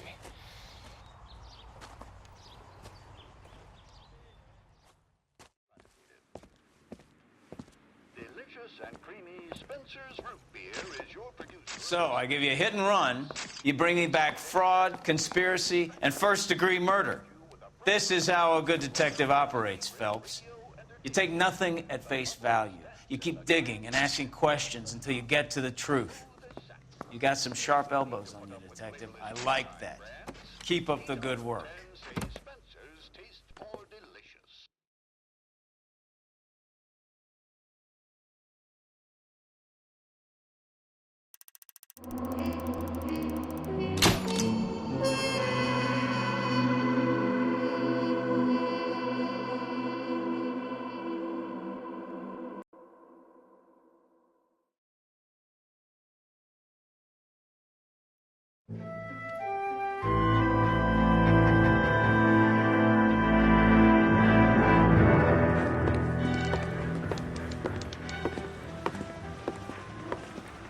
Phelps, Bukowski. Beat cop says he located a green Kaiser Fraser from the hot sheet. Address is 6 West 2nd Street. Get over there and see what you can find out. Go on. Sorry to inconvenience you. We're on it, Captain.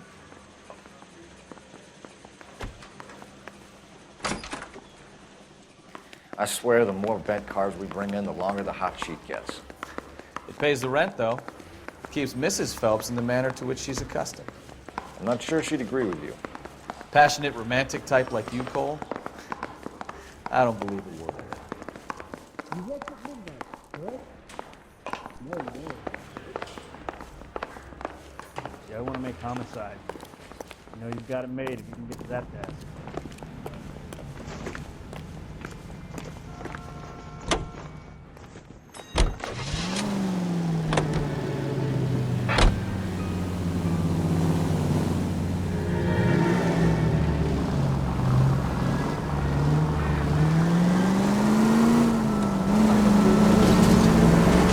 Calling her the Dahlia now. Wonder what Veronica Lake makes of that one.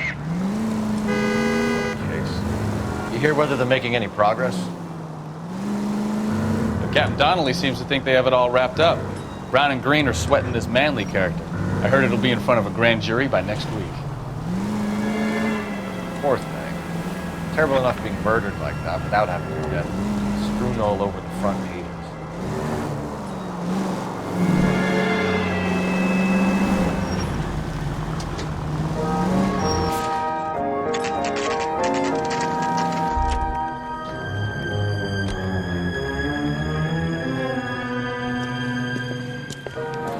That's the car, Cole. Just pulling out of the drive. Get him. Remember, we need him healthy enough to answer questions. 1247, Detective Phelps, requesting immediate backup in pursuit of a stolen green Kaiser Fraser from 6 West 2nd Street.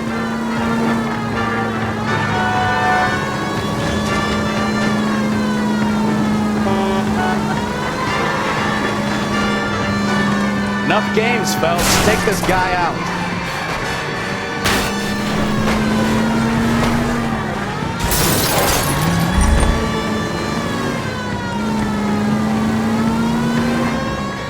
do is wheel arches. Come on.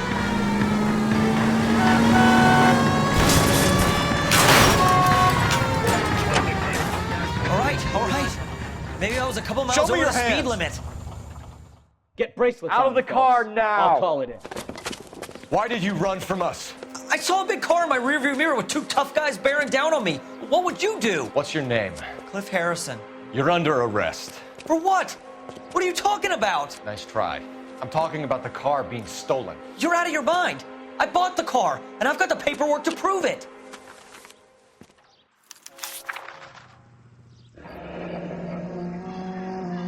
Looks like we'll have some questions for the people at Coombs Automotive.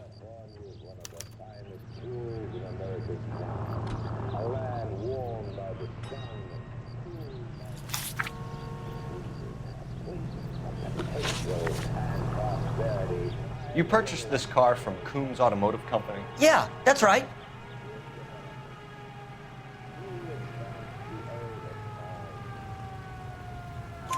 And the ownership papers? From the same place.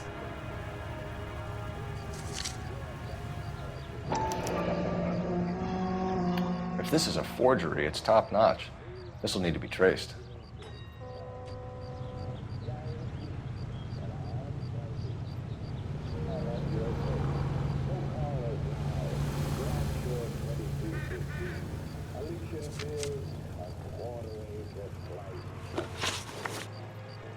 You have a criminal record, Mr. Harrison? No, nothing like that.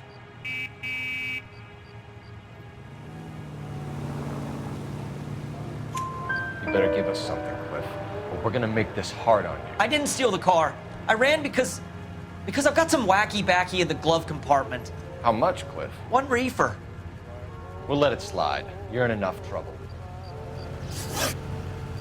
Who did you deal with at Coombs Automotive? The owner, Richard Coombs.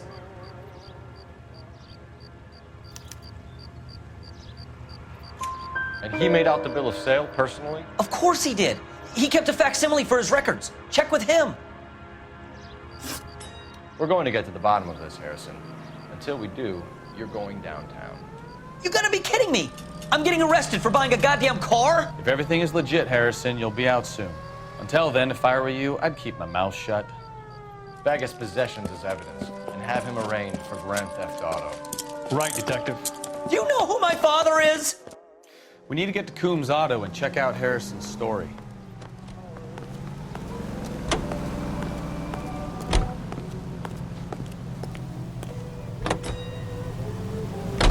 So what? I think he's telling the truth. Some of the most convincing people you will ever listen to are born liars. Usually they're called politicians.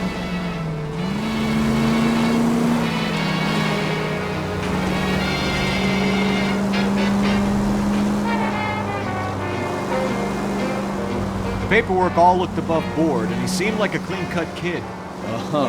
Well, I get it now. You see some kid who's basically you 5 years ago and assume he's got to be innocent. I'm more than happy to be proved wrong. Hey, if he'd been black or Hispanic, you'd be singing a different tune.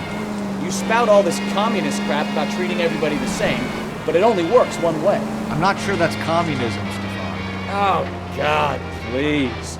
Not another history lesson from the man who single-handedly won the war. Are you finished? Yes. I feel much better now. We'll shake down the car dealer and take it from there. Unless his daddy plays golf with yours, of course. In which case, we'll give him a firm gentleman's handshake and be on our way. See? I knew you weren't finished.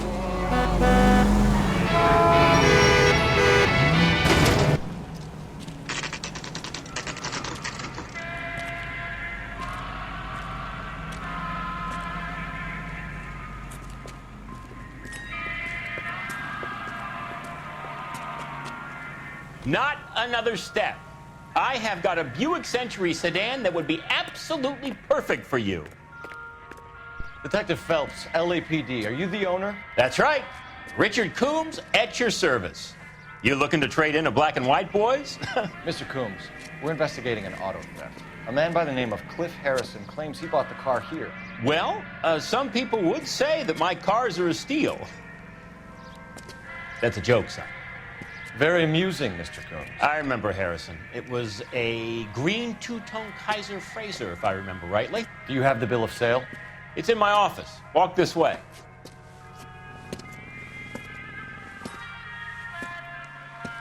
That's a joke too, son. Phelps, you mind if I shoot this guy? He's getting on my nerves.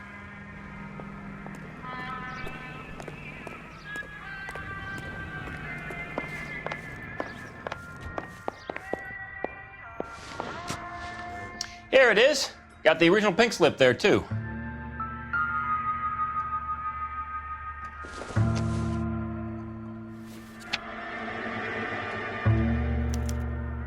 Gene Archer, 146 North Fremont Avenue.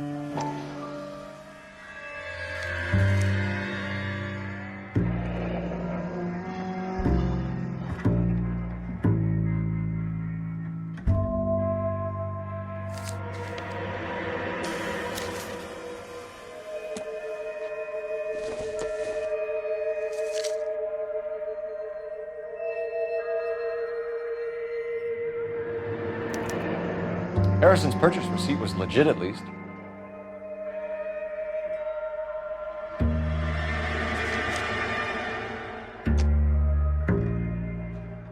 We have a couple of questions. All right, fellas. Shoot. Can you tell us how you came to buy the car? Girl just wandered in right off the street.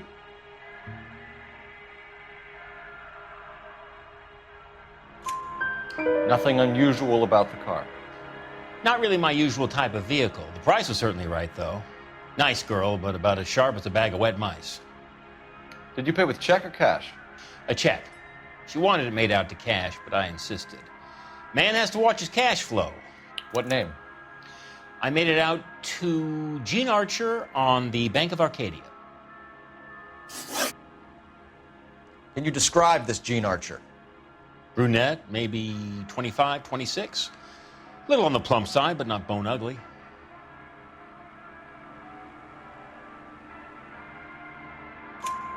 What was your impression of her?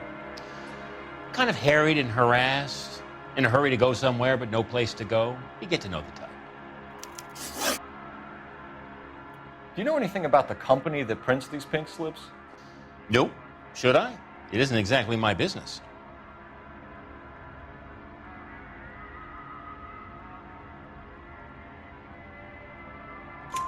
It says Marquee Printing. You've never heard of them? Marquee. Sure. They do all the government red tape. You'll find the place down on Aliso Street near San Pedro. When exactly did you hand over the check, Mr. Combs? Close of play on Friday.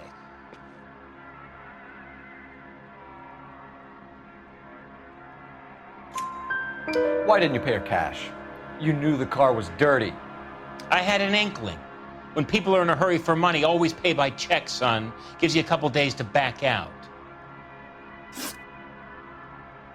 This was all above board. Yes, of course it was.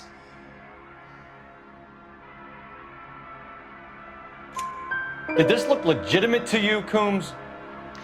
I'm in used cars, son, not bearer bonds. In my business, you don't look a gift horse in the mouth. Now don't come on all high and mighty with me if you want my help. Thanks for your help, Mr. Coombs.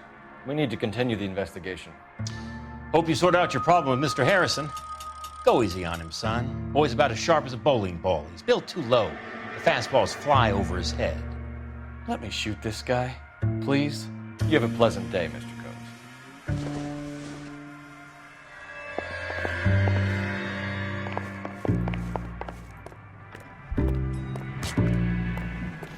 Well, Harrison might be off the hook, but we can still run an APB on Gene Archer. Get on the horn and call it in.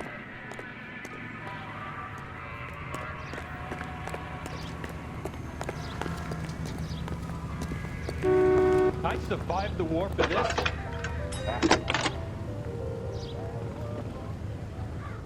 Phelps, badge 1247. How can I help, Detective? Requesting an APB on Gene Archer, age approximately 25, on suspicion of grand theft auto. I'll relay the information. Are there any messages for me? A James Velasco is being held at Central Station on suspicion of GTA. Possible link to the Harrison case. They're waiting on you to conduct the interview. Thanks.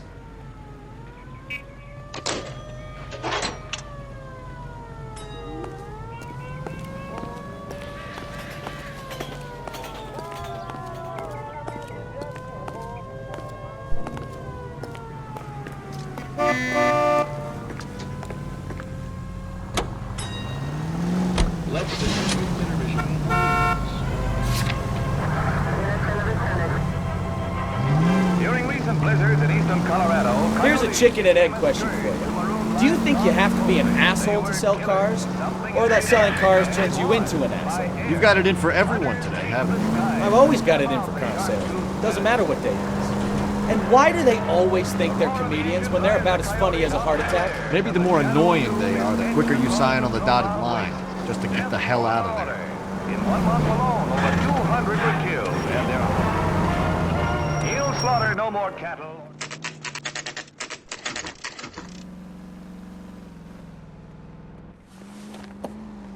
Empty. Should have known that Archer Broad would have given us a false address. You should go to the station, see what this Velasco guy has to say. Greeting you from Los Angeles, California. KTI Radio, 760.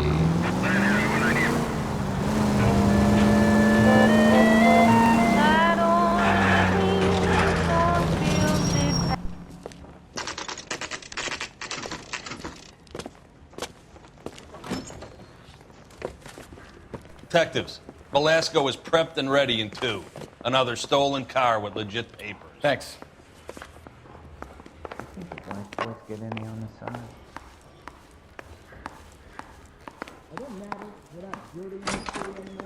Crummy bastard. James Velasco? I want a lawyer. It's my car and I got the proof right here. Take a look for yourself. Yeah, the bum took a swipe at me. Put him down with my sap.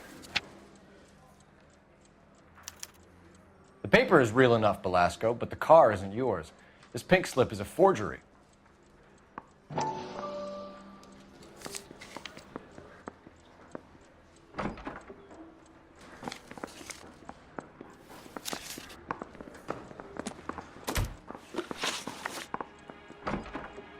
Where were you taking the car, James? Blow it off, greenhorn. You'll get nothing from me.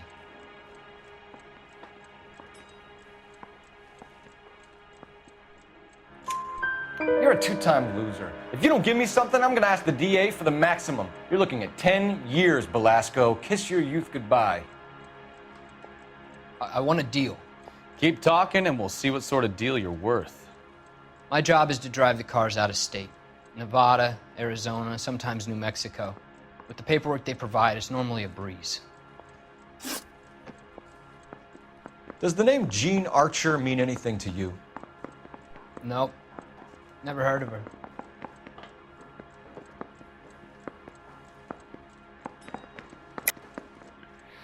You're a liar, James. Say that again. I'm telling the truth. I don't know the broad.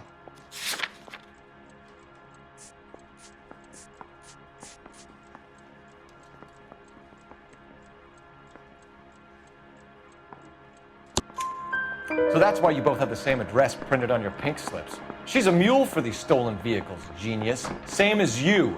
Jesus. All right, I know her. Stupidest broad I ever met. Always cooking up crazy schemes. I don't know why those guys use her. You happy now? What happens to the cars once they cross over the state lines? I don't know. I just deliver them.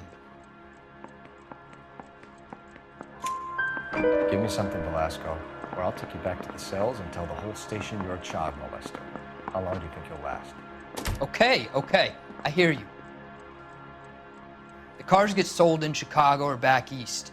Sometimes I bring back cars coming the other way.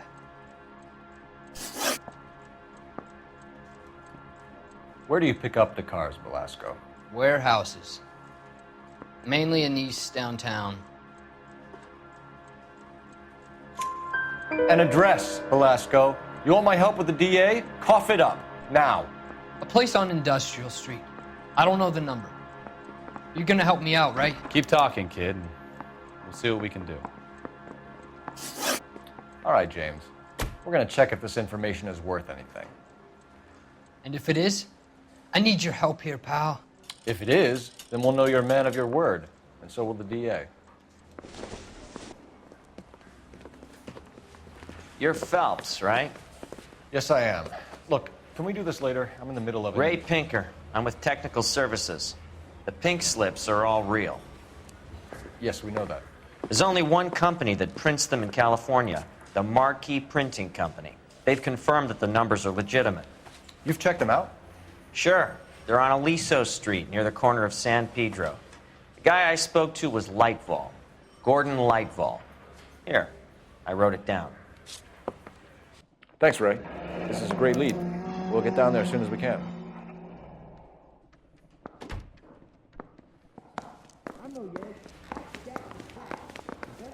Phelps, your GTA suspect, Gene Archer, spotted by a patrolman. Western Union office, 253 South Hill. Less than a minute away down the street if you run. Go! She won't hang around. I think we bust in there and find the goddamn evidence.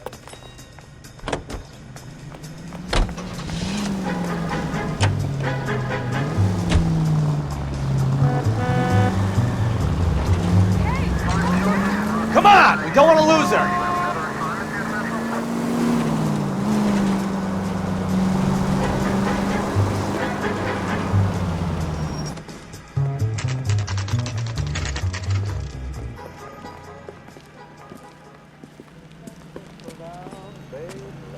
It'll only take a little while longer, madam. LAPD. But I'm not with him. We'll take it from here. God damn it. Everyone's against me. Look, just let me get my money and get out of here, okay? You look sweet. How about giving a girl a break? I could be very nice. I'm afraid I can't do that, Miss Archer. Stefan, call for black and white. Just my luck to get the only hair sure cop in the LAPD. The car you sold to Coombs was stolen, Miss Archer. There won't be any money. I handed over all the right paperwork when I sold it, Buster.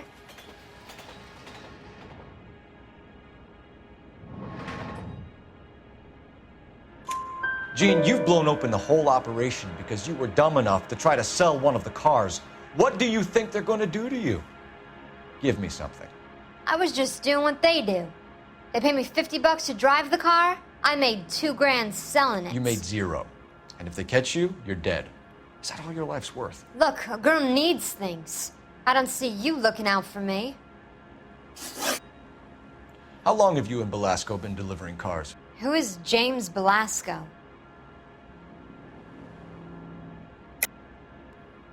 You're lying. James Belasco. I don't remember mentioning his first name, Miss Archer. Oh, well, I think you did, didn't you? Well, I'm sure of it. Anyway, I don't know him.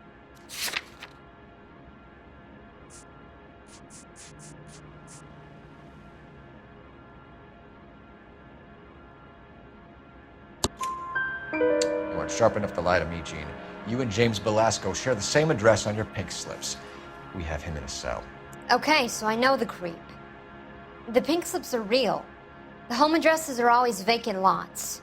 Bigelow is always boasting that the paperwork is legit and that if we stick to our stories... And don't try and sell the car?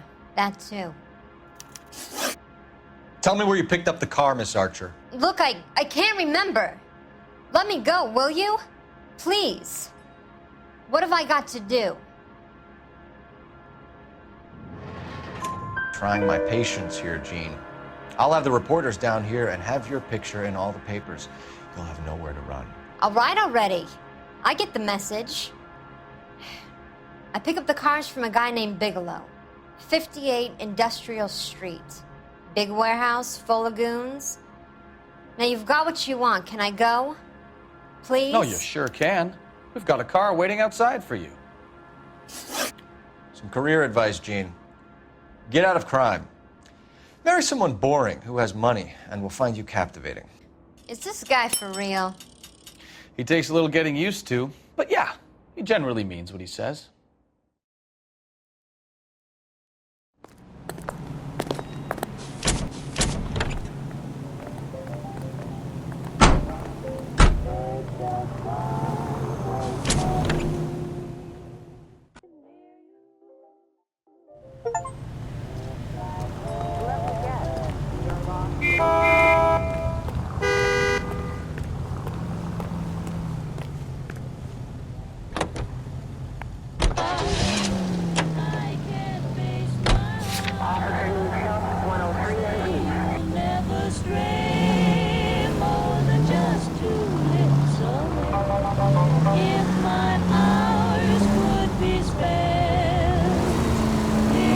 girl. Used to getting her own way.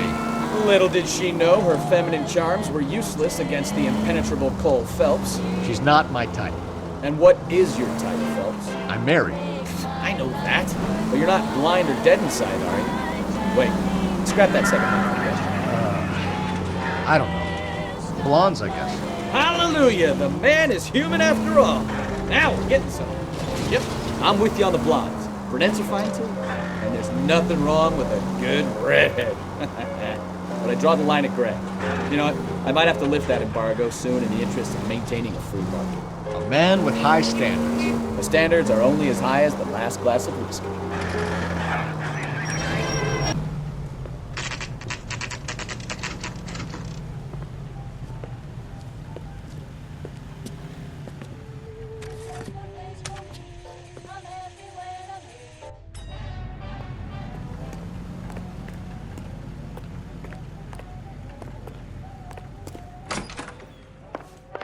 And what can I do for you, gentlemen?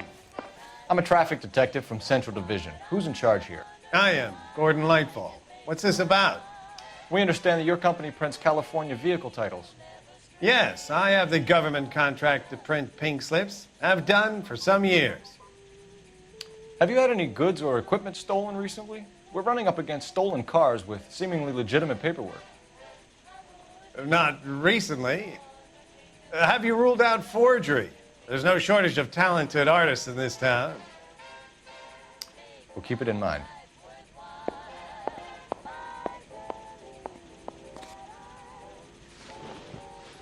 We have some questions for you, Mr. Lightfall.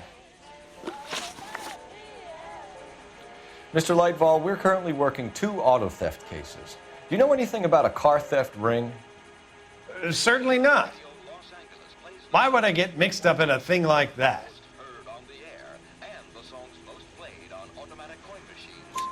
We have suspects with legitimate pink slips that were printed here, Lightfall. You better give me something before I bring the whole department down here. Don't be hysterical, Detective.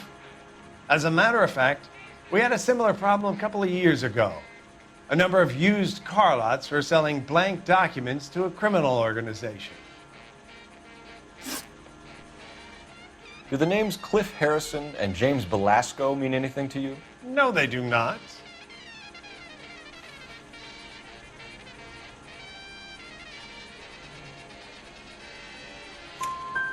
Harrison bought his car from Coombs. The pink slip looks good, and that points the finger here. Do you have any employee trouble? No, I don't. They've all been carefully screened. Look, now that I think about it, the name Coombs sounds familiar.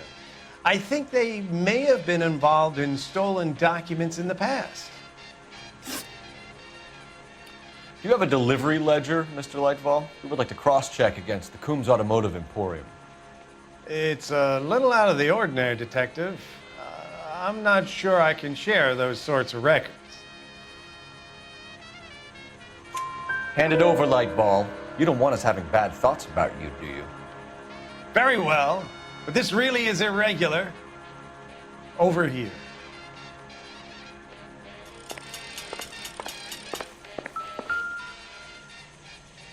Look for patterns, recurring names, unusual addresses, anything out of the ordinary.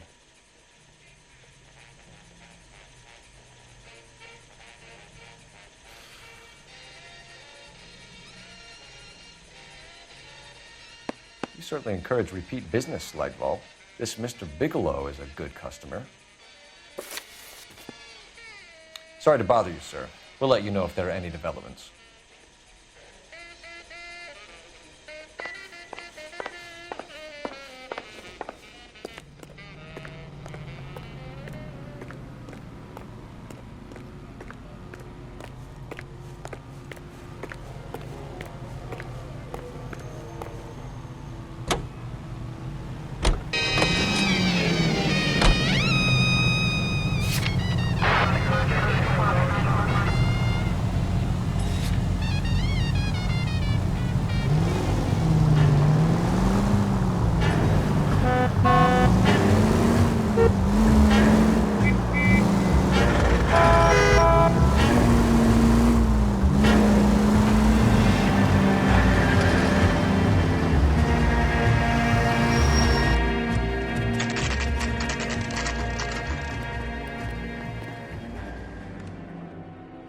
We should call for a couple of black and whites.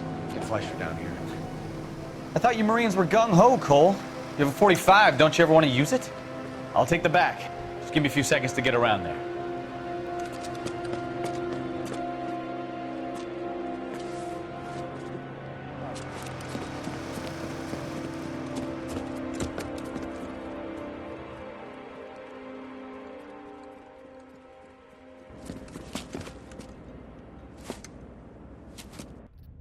Cole Phelps, LAPD.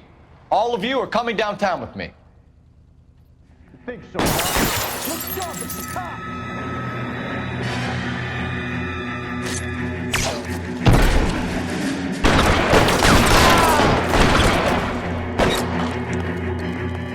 Throw out the guns. Pretty brave, bro.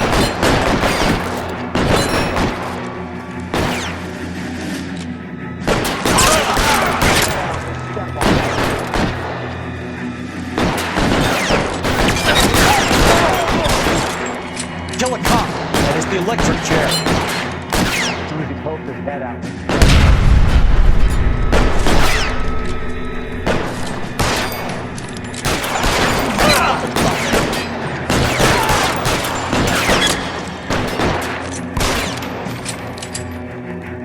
I'm gonna put holes in you, asshole.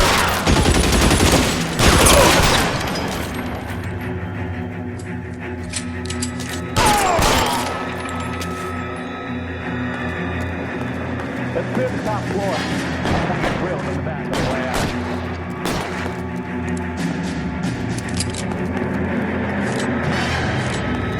You're too exposed!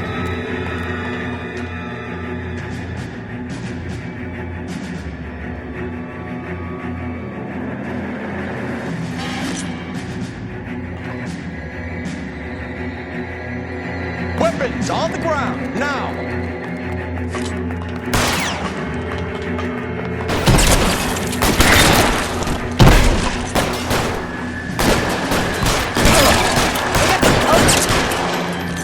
Find some cover! I'm gonna put holes.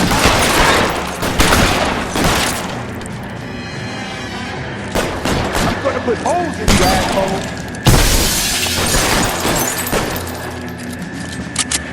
You're clear! Go! Stay down. Try the door at the end. I heard something.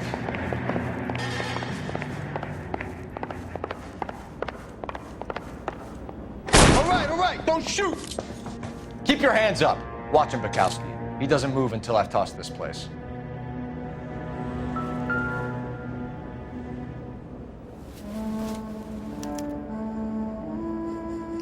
Marquee Printing Company.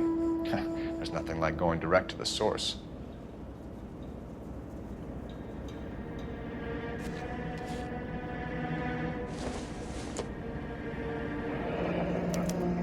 Betting slip. Looks like Mr. Lightfall has been on a losing streak.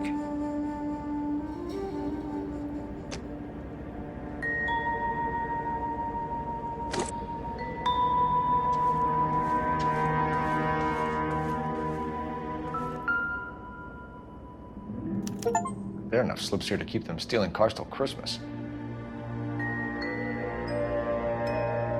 We've got a trail of pink slips and stolen cars that leads right to your door, Bigelow. You're in this up to your neck, but I don't think you're the man in charge. Make it easier on yourself. Give him up. I do work on cars for customers. You charge in here shooting up the place like it's the Ballad of Bulge. I can't give you anything. We know about Marquee Printing. You can make this easier on yourself by giving us your man on the inside. I sometimes repair cars and put them back on the road. I need a pink slip to resell them. There's no problem there. There are at least 4 dead men in this warehouse. A couple more. Punks won't make for that much extra paperwork. You'd be doing the legal system a favor. Okay, tough guy, I get the message. Lightfall, the guy who runs Marquee. He's the big shot. He likes to spend big at the track. He owes people. Lightfall, the guy with no luck at the track. Tell me about him. It's one of the guys lying over there. You're right. He has no luck. That's the best lie you can come up with, Bigelow? Hey, would I lie to you, Detective? I'm not exactly in a good position here now, am I?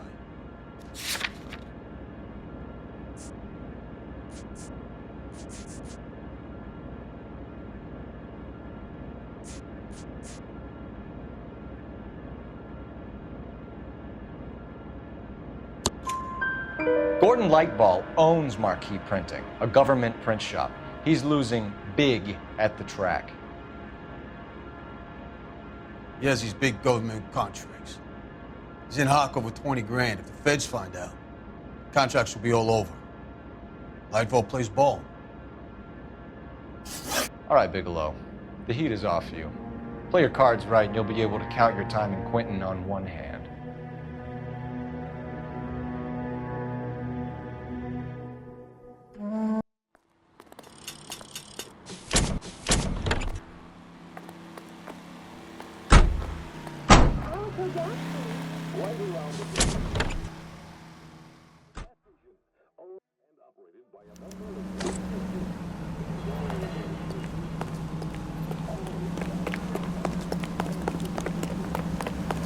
Let me through.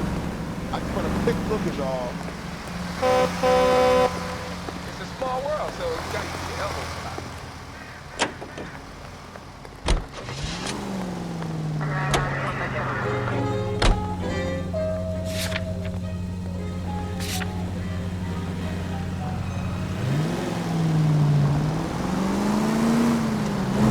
What a mess. Gonna take some cleaning up, that's for sure. I wish it hadn't gone that way. Well, we shouldn't bring guns to work with them. We didn't have a lot of choice. You have to admire the barefaced cheek of someone who tries to blow your brains out one minute and pleads innocence the next. Yeah, especially when he's surrounded by evidence. But guys like Bigelow spend so much time convincing themselves that they're not doing anything wrong, that they actually start to believe their own bullshit. They get sloppy. Bigelow, Lightball, all of them. If they hadn't, who knows how long they could have kept this racket going. Complacency or greed. It's always one of the two that brings them down. All units, a 459 just occurred at 6th and Sarah's. Any unit to handle, code 2 identified.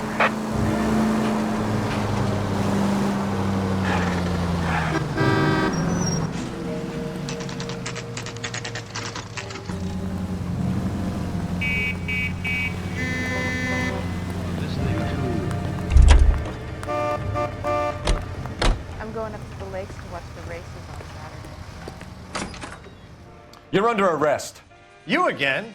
This harassment is starting to wear thin.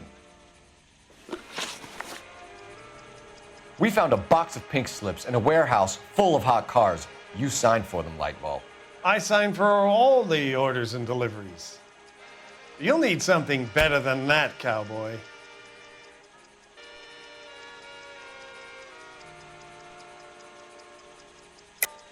Save it, Lightball. We already have all we need to send you down. I've had enough of this. You either produce some shred of proof, or I call my attorney.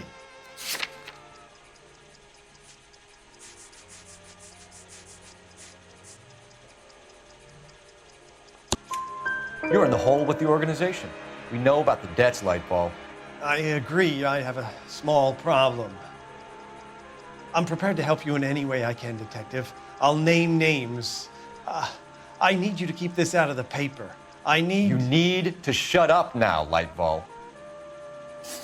Gordon Lightball, I'm charging you with conspiracy and fraud. Hands behind your back. The LAPD Central Traffic Division has today smashed a nationwide auto theft ring, writes crime correspondent, blah, blah, blah. Oh, here it is. Traffic squad detectives confronted a large group of armed thugs. After an exchange of gunfire, more than a dozen dead criminals were removed from the scene. The LAPD sustained no casualties. Damn fine work, Phelps. Now get out there and nail some more bad guys, will you? I want to finish reading this.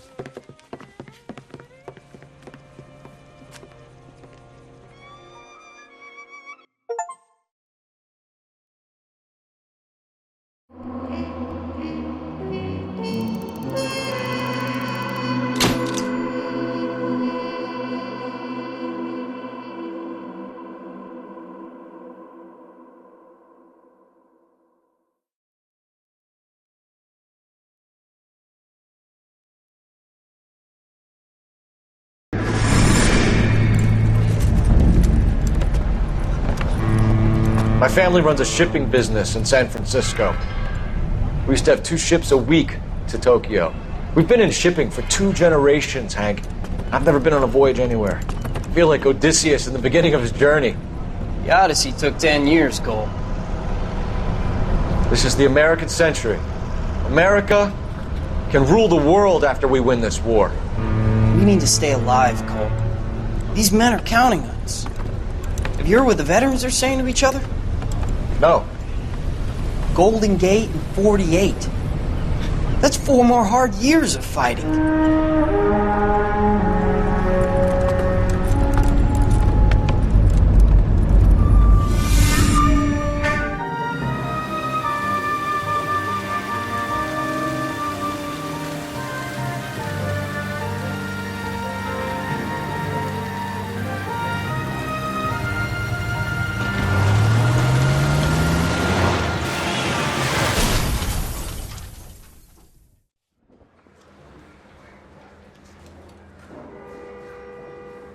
Phelps, Bukowski, you have a new case. 2 women, possible drink drive. How was that a case? The broad says she was doped and that somebody tried to kill her. Where did this take place? That's the bit you're gonna love. Right across the street. What? A Chevy Style Line took a nosedive off the escarpment, fetched up underneath a Cola King billboard. Up to it, boys. We got bad guys to catch. We got a stakeout down on 2nd later tonight. See you later, fellas. Try not to work too hard. Look at you dancing with the girl. Brings a tear to my eye watching my caterpillar grow wings. I'm just trying to fit in. Educated, hardworking, straight as an arrow. I hate to break it to you, Cole, but you'll never fit in at Central. 5-star goddamn wedding. The only reason some people get lost in thought is got the gist.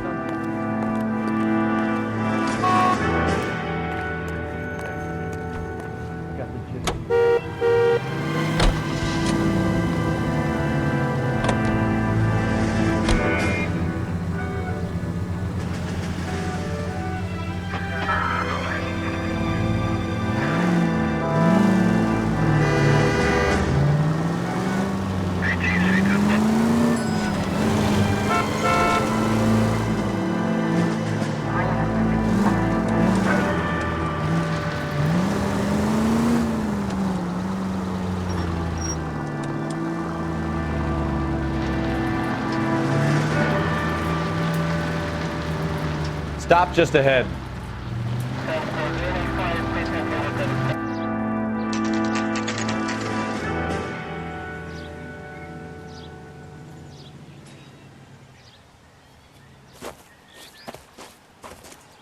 Her face looks familiar. Well, that's June Ballard, Tarzan's sister, beast of the Amazon. She's married to Guy McAfee. The captain has moved to Vegas now, but the 2 of them still have juice. Phelps, traffic. Detective Phelps. Hey, Bukowski. Long time no see. You could have called this in by megaphone, Enrique. Phelps, this is Enrique Gonzalez. Enrique was a pretty decent middleweight. What do we have, Gonzalez? Broad drives right through the empty lot and off the side of the escarpment.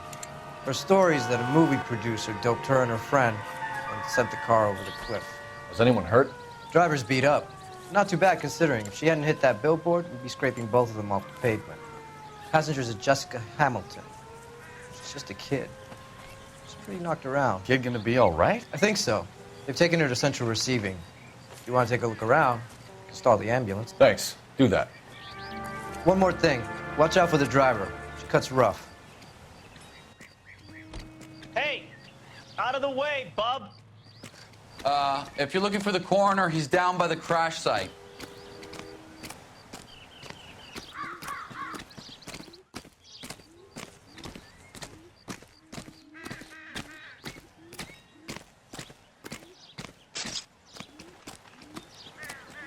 Hey, car's at the bottom, broad's at the top. That's all I know.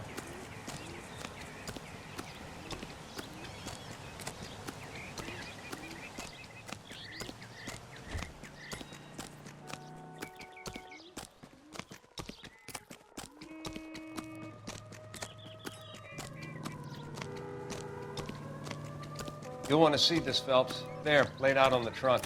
And that isn't even the best part.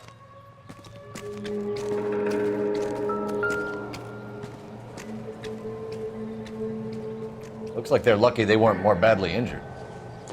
Must have been unconscious. Being relaxed tends to lessen the soft tissue damage.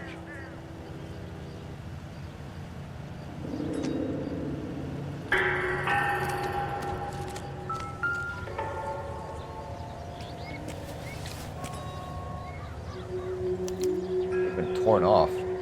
Where did you find them? They were stuffed in the young lady's handbag. I'll run a trace for semen when I get back to the lab.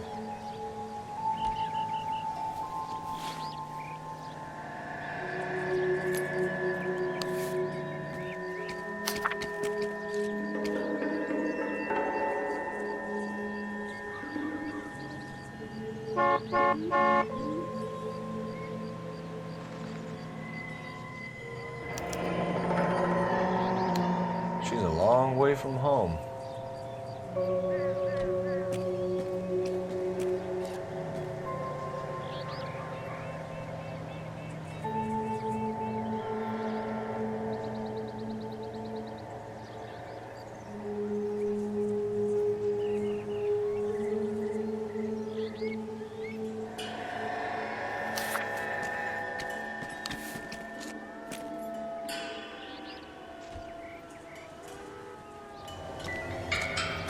Drunk driver? Maybe not. How so? Well, the head I found without a body piqued my interest. See what you think. Alas, poor Yorick, I knew him, Horatio. Is it real? No.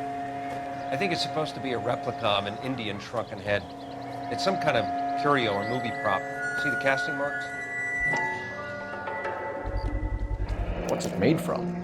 Plaster of Paris would be my first guess, then painted. So we can rule out the murder angle?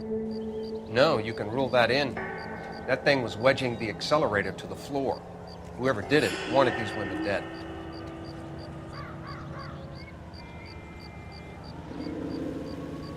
How does someone manage to tip their ride straight off a cliff? If the driver's in a fit state, we should ask.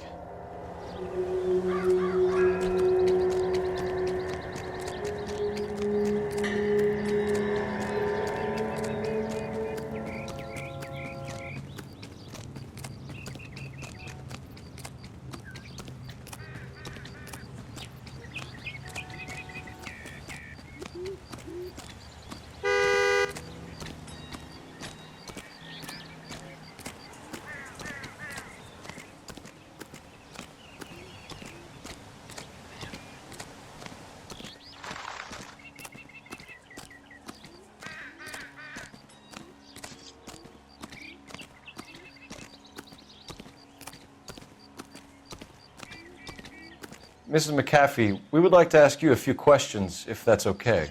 I prefer to use my maiden name, June Ballard.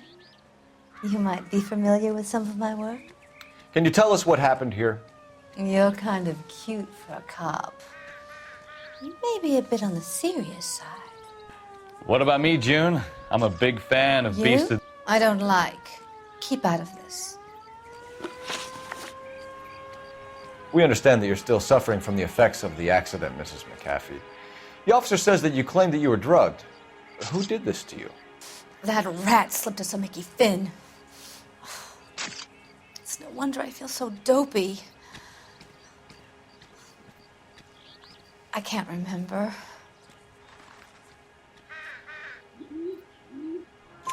It's a serious offense to withhold information from the police during a criminal investigation, madam. I told you to call me June. You're making me feel like an old lady. And don't bother your handsome head about this. My husband will settle the score with Mark Bishop. What can you tell us about the passenger in your car? Jessica Hamilton. Poor Jessica.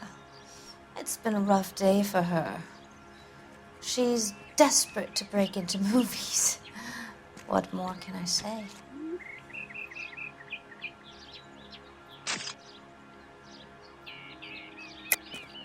I think you're lying, Mrs. McAfee. I think something happened to Jessica yesterday before the crash. I'm offended, Sunshine. Do you have any proof?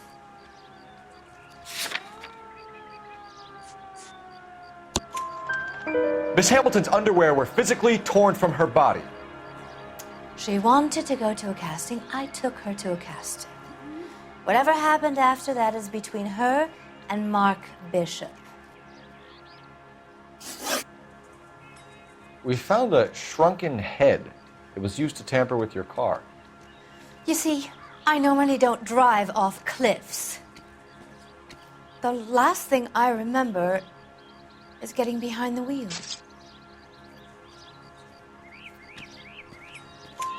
It's obviously some kind of movie prop. You must know where it came from. In case you hadn't noticed, I am the talent. And the talent doesn't deal with props or sets or any of that kind of stuff. Why don't you ask Mark Bishop which prop house he uses? You mentioned a Mark Bishop. You think he might have had something to do with this? He is a movie producer. As for his involvement, you just leave it to me and my husband to worry about.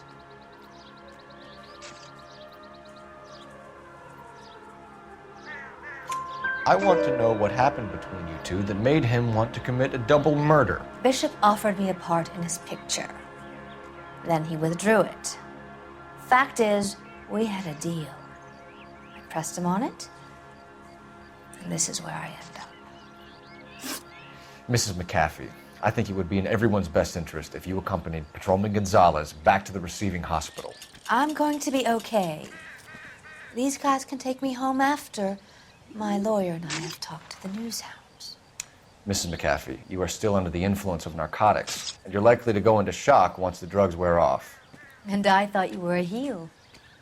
It's nice of you to be concerned. I think we're good here. Let's go see what we can shake out of the kid.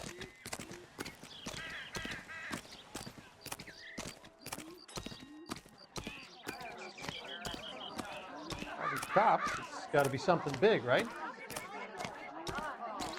Officer, please tell me what's going on.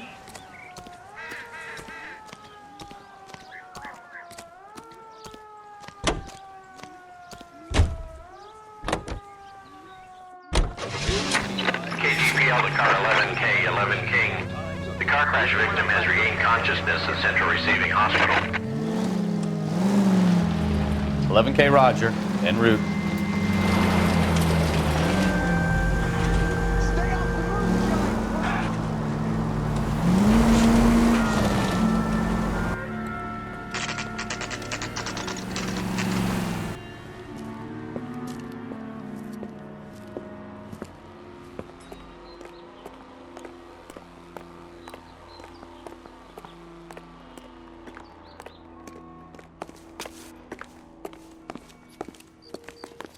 Hello, Detective Phelps, here to interview a Jessica Hamilton. Jessica Hamilton. Oh, yes. She's in the room, right behind you, Detective. You can't hold me here. No, I Feeling don't better need since to this be morning, manhandled Jessica? by a doctor. I need my lawyer. My head still feels Where is the telephone? Hello, Jessica. My name is Cole Phelps. I'm a policeman. I'd like to talk to you about your accident, if that's okay. Okay.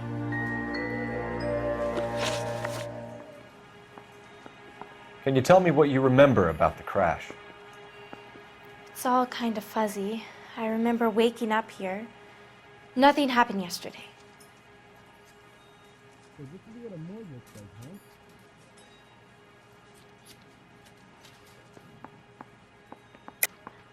Tell the truth, Jessica. Why the big cover-up? I'm not lying to you. We found your underwear in your handbag, Jessica.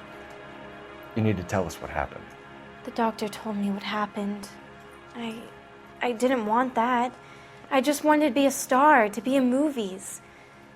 I told Junie what happened, and she told me to toughen up.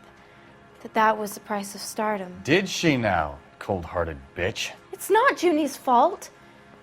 It's not my first time. I had a boyfriend back home, but my father found out about him. Even if you consented, Jessica, you're still underage.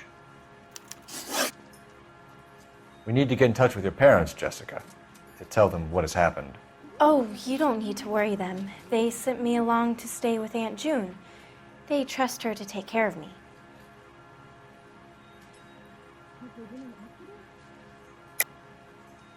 You're lying, Jessica.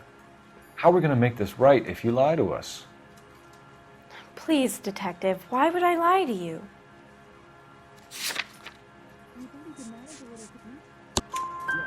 Because you're a runaway, Jessica, and you don't have your parents' permission to be here. Now, do you want to tell me what really happened? I went with Junie to this strange place. It's difficult to remember. Someone gave me a drink to calm my nerves, and then I felt faint. I think I must have passed out. How did you meet Mr. Bishop? Well, Junie is a big movie star. You probably know that. She's doing a new movie.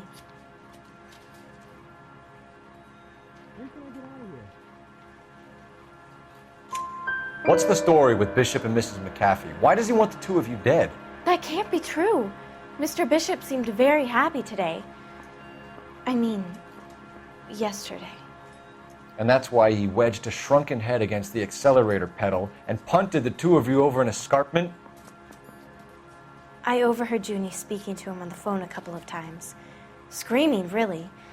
She can be very hard sometimes, Junie. But they seemed okay yesterday, like they worked it out. I know what happened to you, Jessica. Where exactly did it take place? Please, it's scary. It's really difficult to think of anything.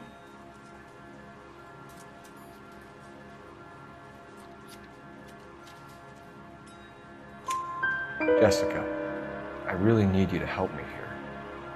I remember the mermaid. Was the mermaid in the movie too? No, it was on the front of a building. We pulled up in front of the mermaid. Thank you, Jessica. You've been a big help. Here's my card. If you think of anything or you need some help, just get in touch, okay? Okay. I think it might be a good idea if you went back home till you felt better, Jessica. I couldn't do that, officer. What if I got the part and I wasn't there?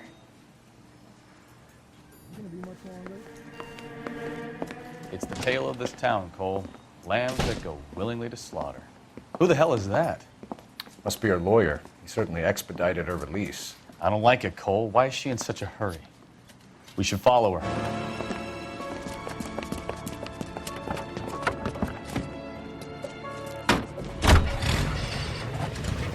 There she goes. Come on.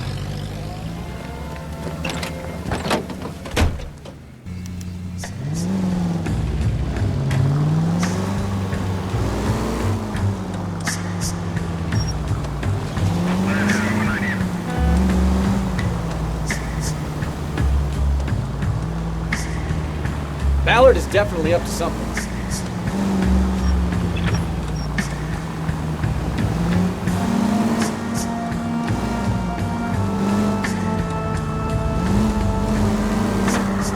She seems to have made a remarkably speedy recovery.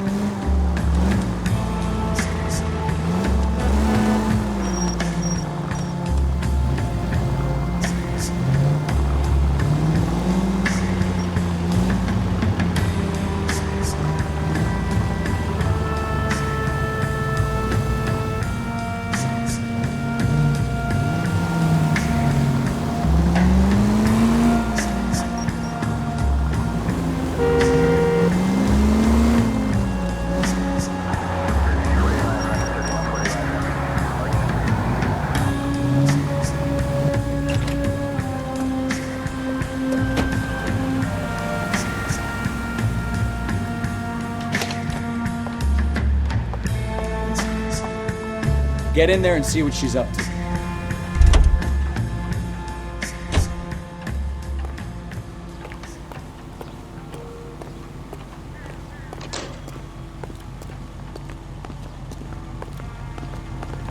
God damn it all, I asked them to hold the mayo.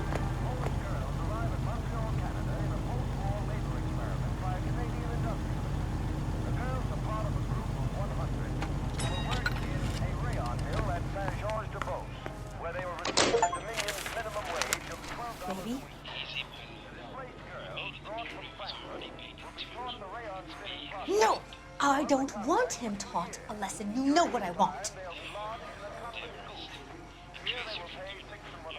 Well, then make someone else do it. You still know people out here, don't you? Then make some calls.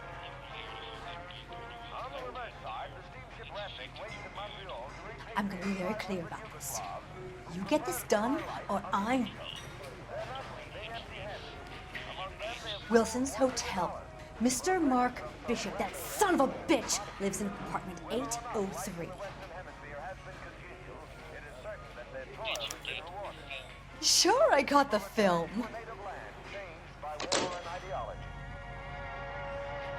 KTI is a member of the American Century Broadcasting Network. Capitol Records presents Marcia Tilton with her lovely tune, That's My Desire.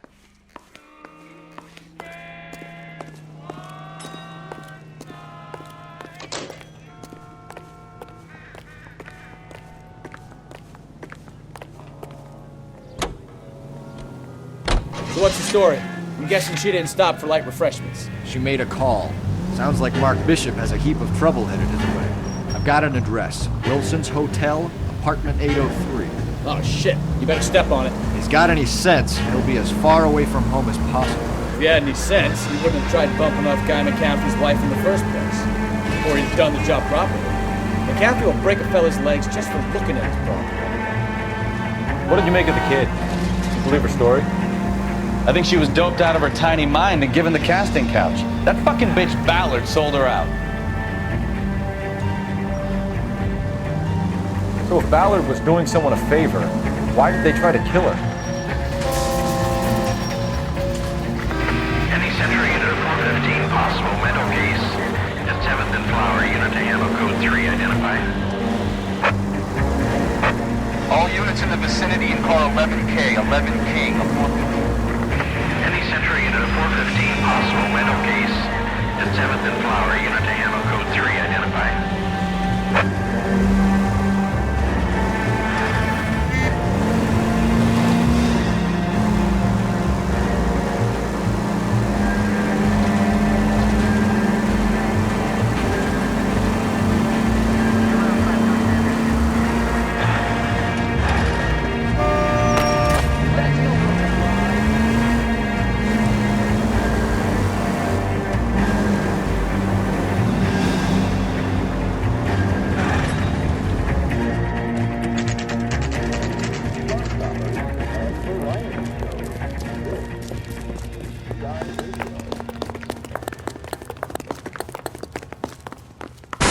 You the cops?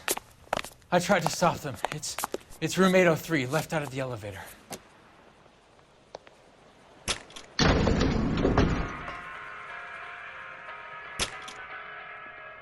Sounds like we're about to make it a hat trick of hysterical female witnesses.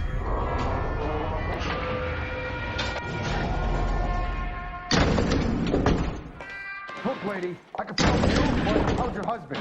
Where's he gonna... Give it up! LAPD! I'm about to break the goddamn...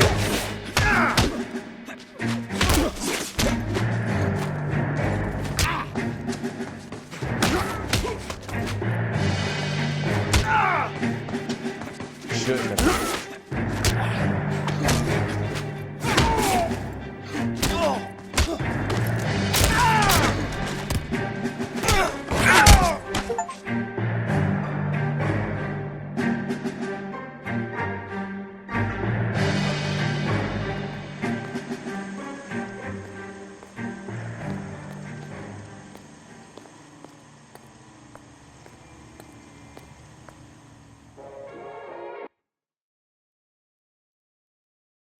Are you injured, Mrs. Bishop? I'm all right now. Those horrible, awful men. Perhaps you should sit down, ma'am. Yes, yes. Forgive me, officers. I'm very flushed. I'll just sit down for a moment. That's perfectly normal, ma'am. Take a moment while we look around. Yes, thank you. Just look at this mess.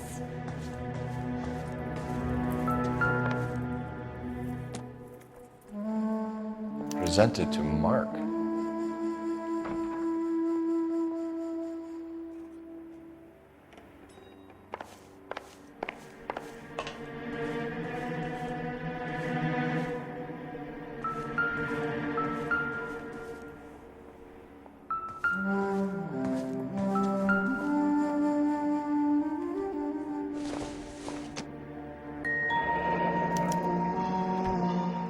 have to do to earn $20,000?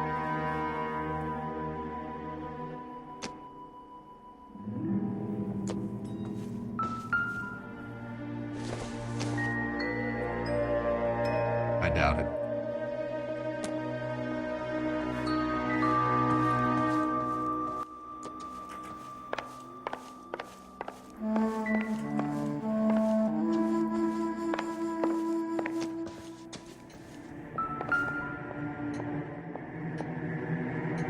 Great Wall of Babylon, a replica of a replica.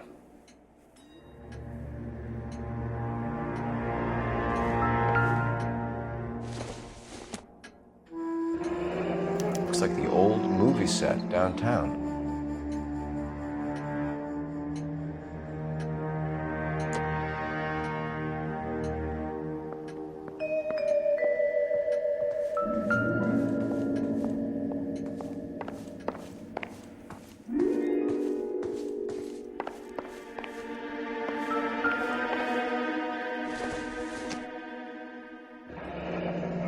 Looks like we found our mermaid.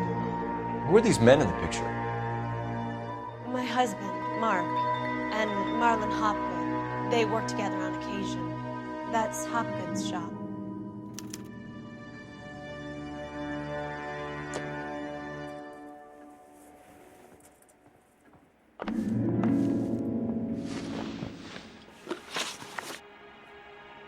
Those men, I think they work for Guy McAfee. Do you know the name? No. Why should I? June Ballard is married to Guy McAfee. Have you heard of her? That slut. She's been badgering my husband for days. Mrs. McAfee alleges that your husband tried to kill her and her friend last night. I think you should tell us what you know. My husband's a movie producer. This has something to do with his new picture. He doesn't include me in his business.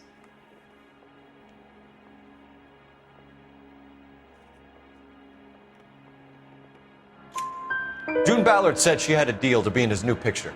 Mark repeatedly told her no. He had Joan Leslie lined up for the role. That's how he got the finance. June made all kinds of threats. She was very rude to me. You know June Ballard? We were both on the same picture a few years back. That's how I met my husband. Where can we find your husband, ma'am? He told me he would be on set. That's all I know.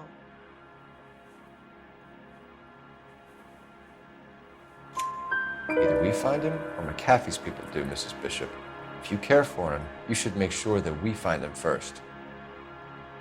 I do care for him, but I don't really know where he'd go if he were in trouble. Hopgood might know. Why is your husband paying Lorna Hopgood $20,000? Lorna? Marlon's ex-wife? Are you sure?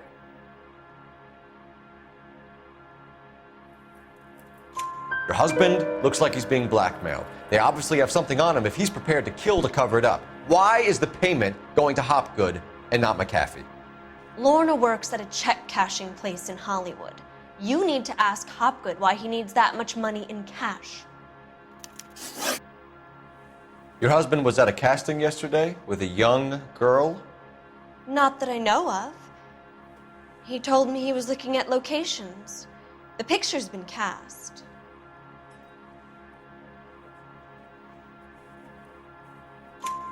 Jessica remembered a mermaid. The mermaid on the front of the prop store. You better come clean with me. This is a sick town, Detective. Are you sure you really want to know? The truth is, my husband likes them young. And you think that's okay? I was 16 when I first met him. I thought he was a genius, a magician with film. I was 20 before I realized he was just a B-movie hack. But he's nothing compared to some of the monsters at these big studios. My guess is Ballard sacrificed her little friend. Happens to a lot of girls. Your husband is in trouble. It could go easier for him if you were more helpful, Mrs. Bishop. He's a big boy, Detective, and so are you. This is Hollywood. There's always a deal to be done.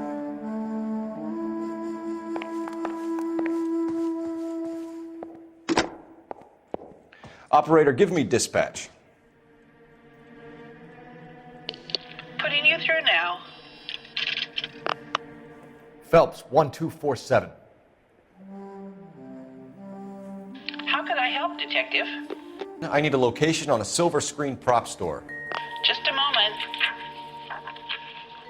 Silver Screen Props, corner 3rd and Figueroa. Thanks.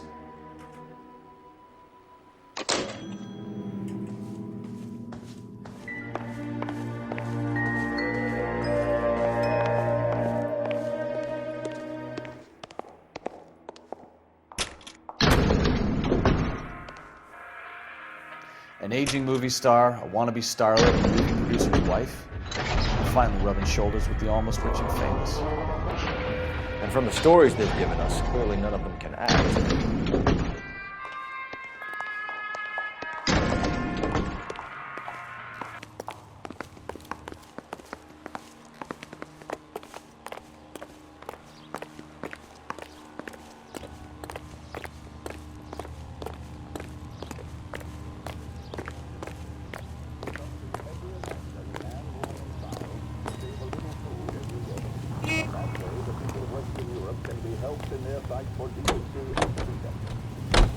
Mrs. Bishop knows more than she's letting on. She doesn't seem to realize how much trouble her husband is in. The LAPD are the least of their worries right now. Yeah, you'd think she'd have gotten the hint after those Hatchet Man redecorated her apartment. Maybe she's just loyal. Or she's in on it. She didn't seem like your average giddy broad with nothing between the ears. Or she might just be trying to buy enough time for Bishop to put a couple of oceans between him and the cat.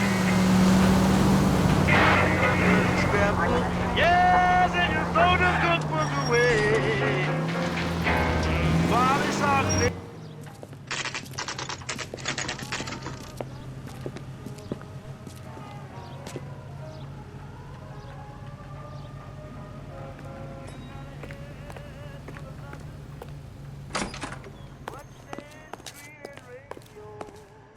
Phelps and Bukowski, LAPD.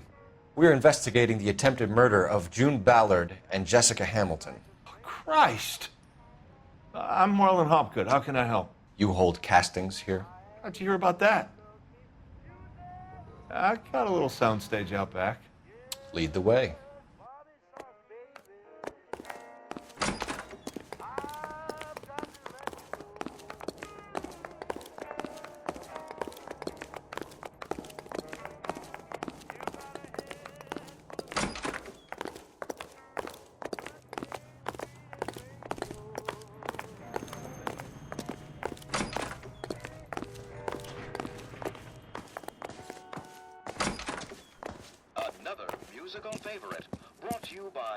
Keep him here, Stefan. I'm going to take a look around.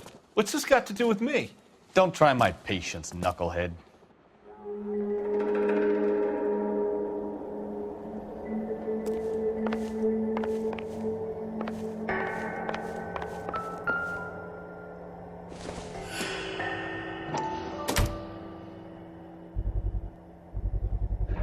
Doping a 15-year-old kid and abusing her in a screen test. What is wrong with these people?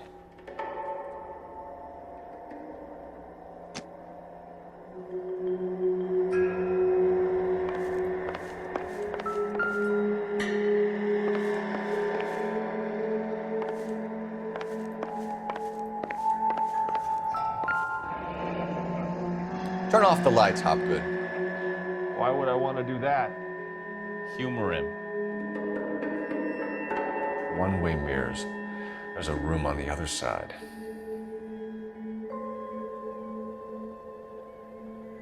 Huh. Well, well.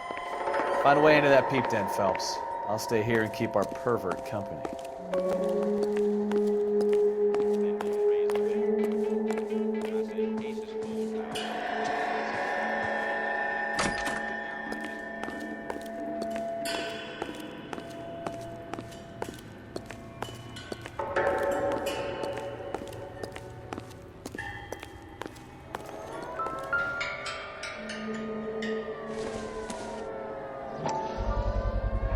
So this is where you sprang from.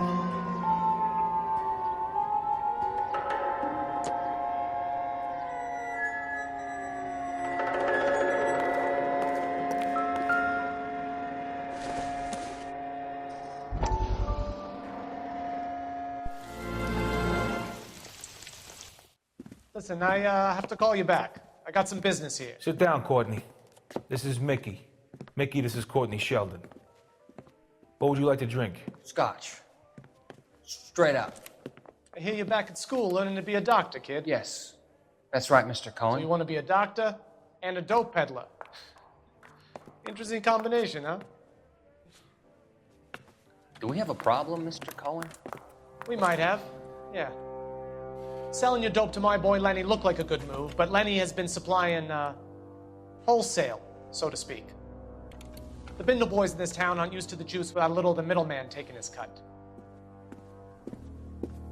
Lenny promised that wouldn't happen, Mr. Cohen. And Lenny works for you. What can I say about Lenny? Let me think. Oh yeah, he's a putz. And he's lazy, and he's greedy, but he's my wife's brother. And how can you make a cake with those ingredients, huh?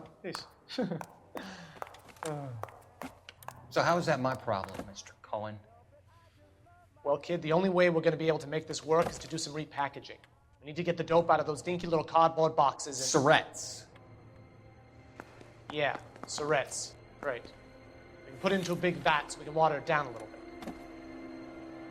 I won't bore you with the chemistry, but it doesn't work that way. You're likely to kill even more people. Okay, listen. We want to buy you out, kid. I'll offer you 50 grand.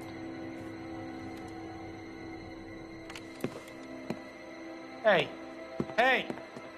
You don't like my offer?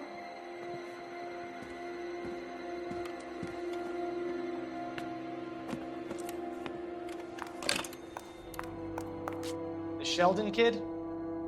I think I want him dead.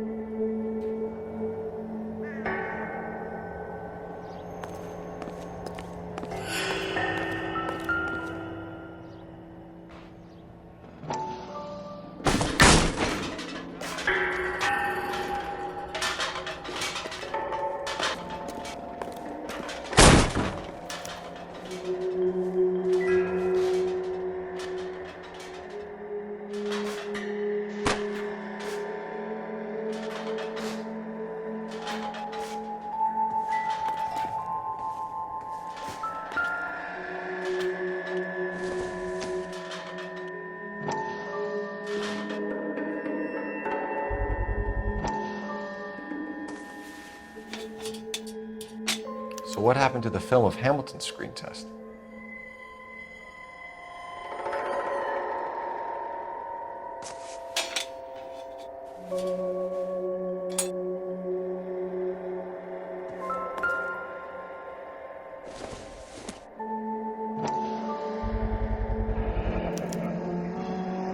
Jungle Drums, 8th and Francisco. Attention, Mark Bishop.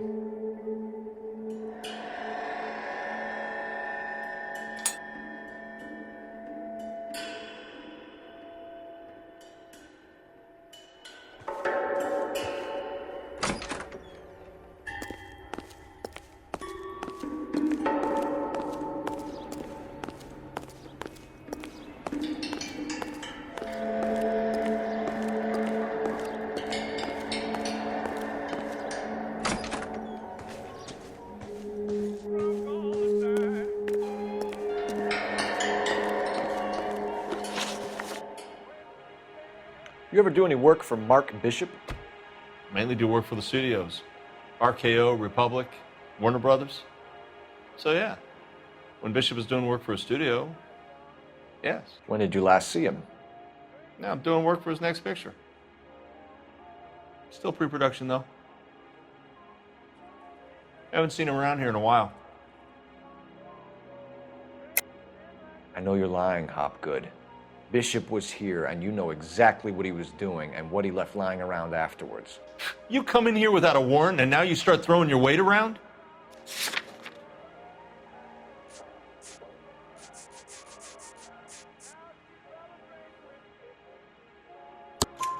A 15-year-old girl told me how she was drugged and molested at a casting house.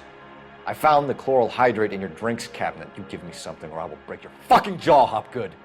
Bishop was here with June Ballard and the girl. A lot of producers and directors use this place. I'm not responsible for what goes on here. McAfee's men are looking for Bishop. We need to find him first. Any idea where he might have gone to ground? If he really tried to kill McAfee's wife, my advice to him would be to leave town. You're delivering props to Jungle Drums on 8th Street? Bishop is using that old rundown wreck of a set. That place is dangerous. But it might be a good spot to hide. What's the deal with you and June Ballard? Look, buddy, I make props. I hardly ever meet the talent unless it's something tailor-made for them, like a sword or something.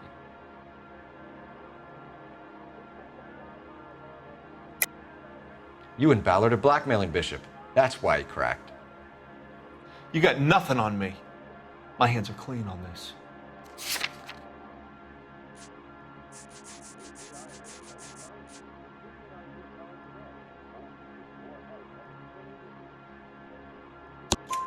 Enough. I've been in your peep room, Hopgood.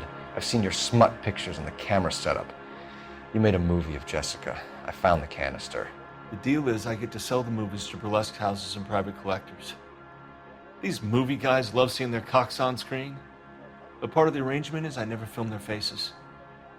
June had me film Bishop, and then she kept the movie for insurance. He went apeshit when he realized his face was front and center. Who has the film now? Who else? McAfee.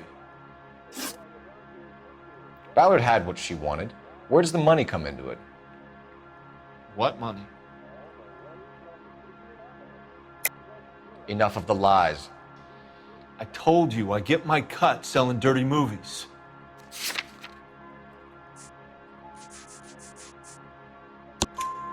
Your ex was getting 20 large from Bishop. If I wanted to skim 20 from Bishop, we'd do it through the movie budget. June said she'd sell him the film once the movie had wrapped, but Guy wanted cash. He's in a cash-only business. You think I had a choice in this? That's all for now, Hopgood. We're taking you in. Phelps. Roy Earl, ad vice. Hold on a moment. This is clearly a vice case. You've been roughing up my informant? Hopgood is a vice informer? Yes, he is, Phelps, and a very important one. Look at that mug.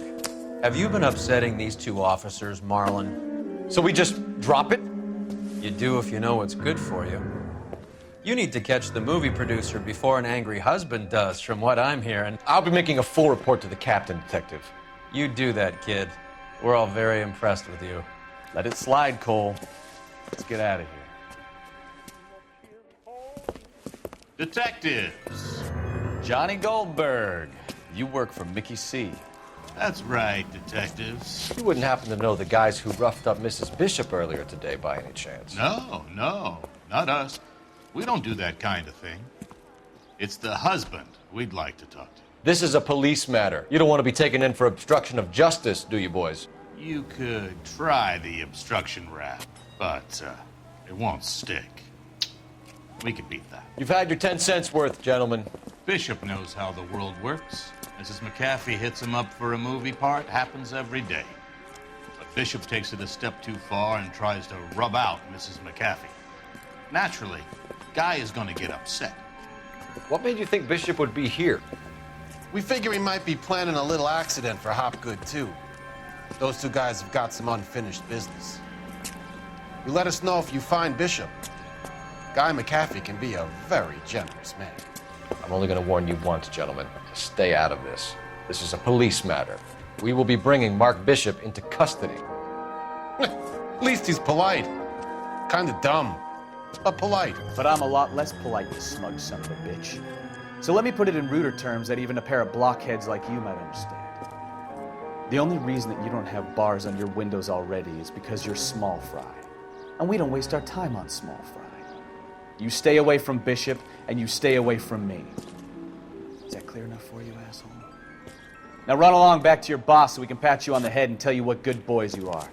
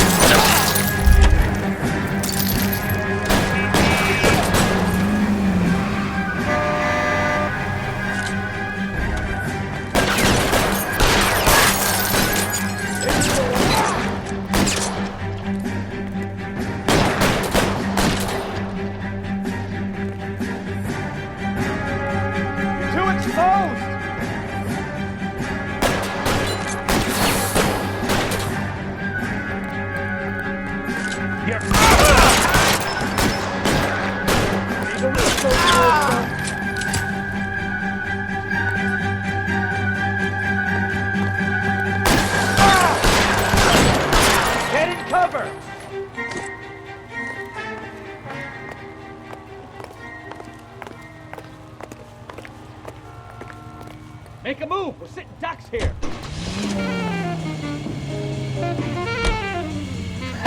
Let's see him chase us now. Onto the movie set, Phelps. Let's roll. Oh, Christ. And they say working traffic is like watching paint dry. You know how to piss people off, Bukowski. Hey, if they're prepared to gun down cops in broad daylight, McAfee really means business. Seems like we're the only ones who want Bishop alive. I have a good mind just to let him go work on the son of a bitch. I'm about done putting my life on the line to protect some child molester. That's our job, unfortunately. They don't get to dole out the justice.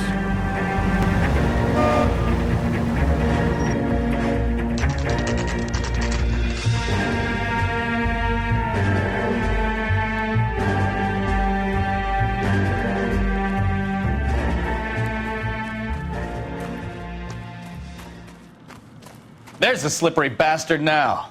No. God damn it! Mark Bishop, stop! LAPD! Get him, Phelps. I'll cover the exit. 11K calling KGPL. The president at 8 in Francisco, an abandoned movie set. My partner is pursuing suspect on foot. Code 3, KGPL. We're trying to help you, Bishop. This is all a big mistake.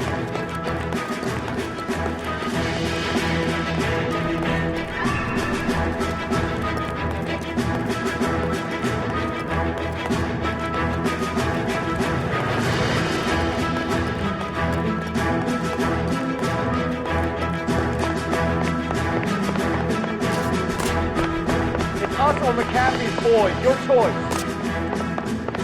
I didn't do anything!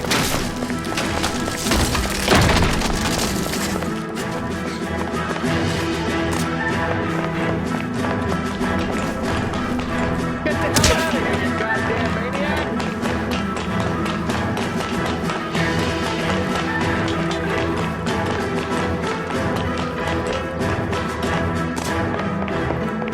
Bishop, that's enough. That girl made it all up!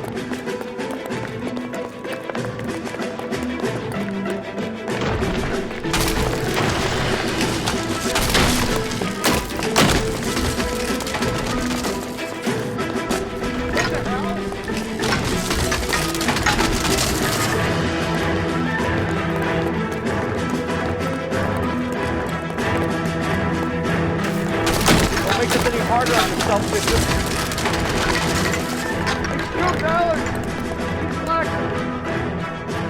Mark Bishop, you're under arrest for the attempted murder of June Ballard and the rape and attempted murder of Jessica Hamilton. All right, I'll come quietly. Just don't kill me. If you found me, then McAfee's goons will too. Oh, we need to get out of here. All right, but you stay close. Any tricks, and I'll save McAfee's boys the trouble. Follow me. I know another way out of this place.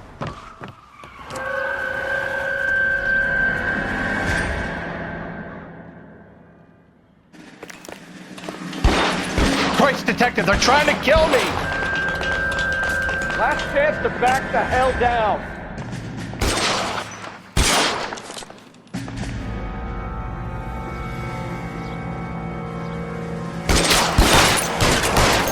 McAfee doesn't make the rules. You hear me? It's this way.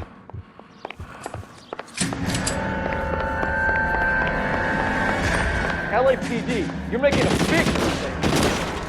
Kill them, for God's sake! I don't want to die!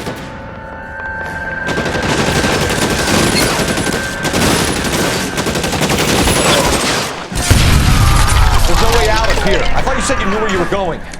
We have to jump for it. Is this really the best McAfee's got?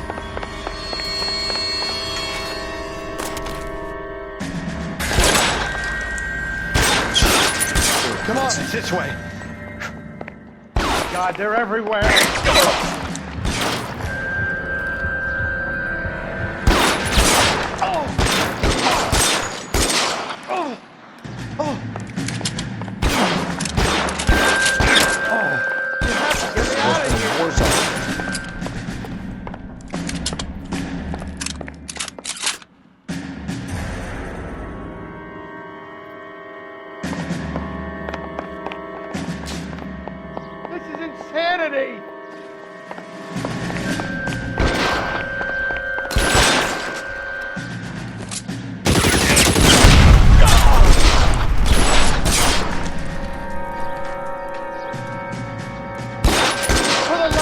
how many are there? Throw down your gun.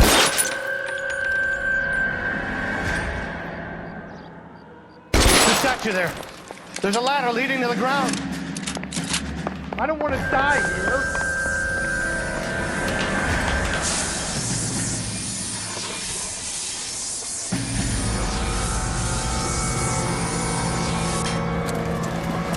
Get him over here, I'll cover you! Come on, the cavalry's here!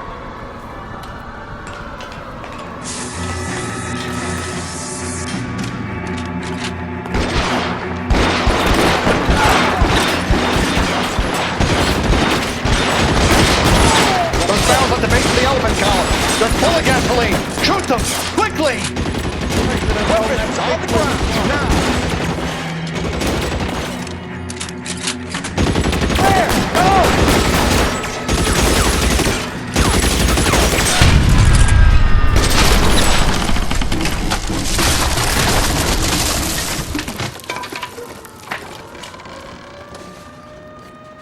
Follow me. We need to get him to the car. This way!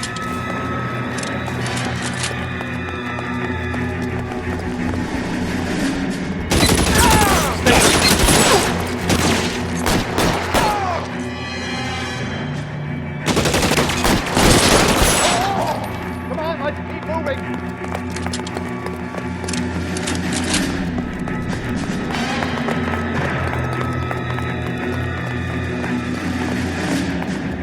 Get him to the car. I can cover you from here. You're almost there.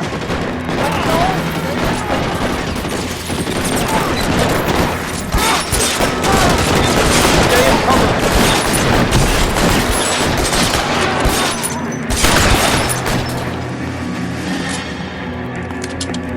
Follow me. Come on.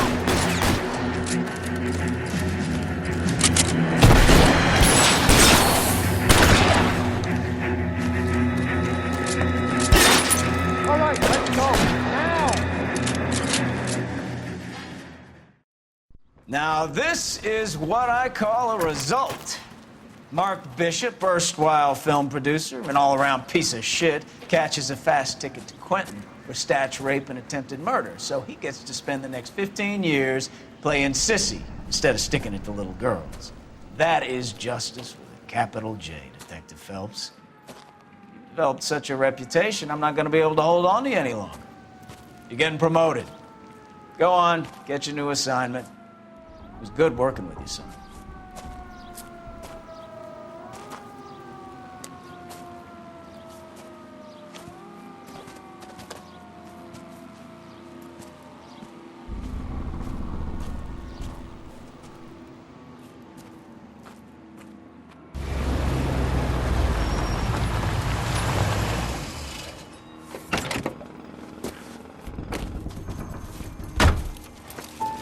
Phelps, Bukowski, this your work?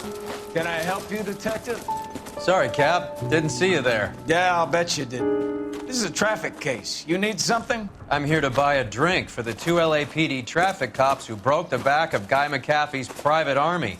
You don't have a problem with that, do you, Captain? Go right ahead. Get in. I'm buying.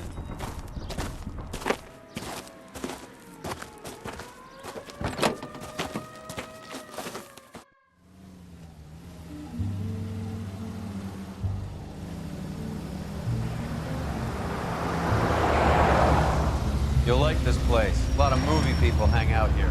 You like jazz, Cole? The hopheads love it. Sure, I guess. Big bands and swing I can understand, but this bebop palaver? How are you supposed to dance to that? This is Phelps, Leroy. Be nice to him. You'll like this place. They treat you right. You like a table, Roy? What do you think we want to do? Stand at the bar like I'll chumps? get a table ready for you then. Don't look so happy to see me, Alphonse. I might get the wrong impression. Cole, this is Alphonse. He's a French Negro from Africa. Can you beat that? The Congo. A pleasure to meet you, Alphonse. Is Elsa singing tonight? Yes, she is. She has the next set. Come on, Cole. You can meet Elsa while they're fixing us a table.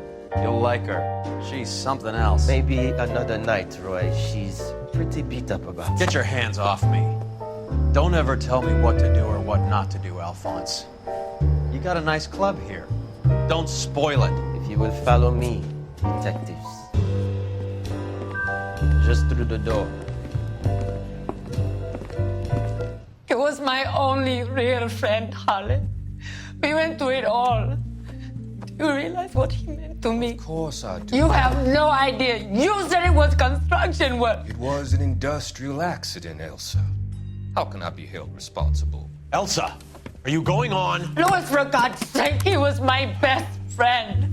The only man who ever loved me without putting his hands on me. Hi, Elsa. Here's someone I'd like you to meet. Cole Phelps, war hero and crime fighter extraordinaire. And why would I want to meet another fascist from the LAPD? Sorry about this, Cole. What an evening I'm having. First a Negro puts his hands on me, and then this. Who do you think you're talking to, you German junkie whore? Don't you ever forget your place with me again. Do you hear me? Evening, Doc. How's business? Sanguine. Louis, help me here. I'm gonna have to give her something before her performance. Blow it off, Cole. These artsy-fartsy types always get a little flighty. Meet Dr. Harlan Fontaine, doctor to the stars. Mr. Fix-It to the mental wreckage of Hollywood. So what about that drink, boys?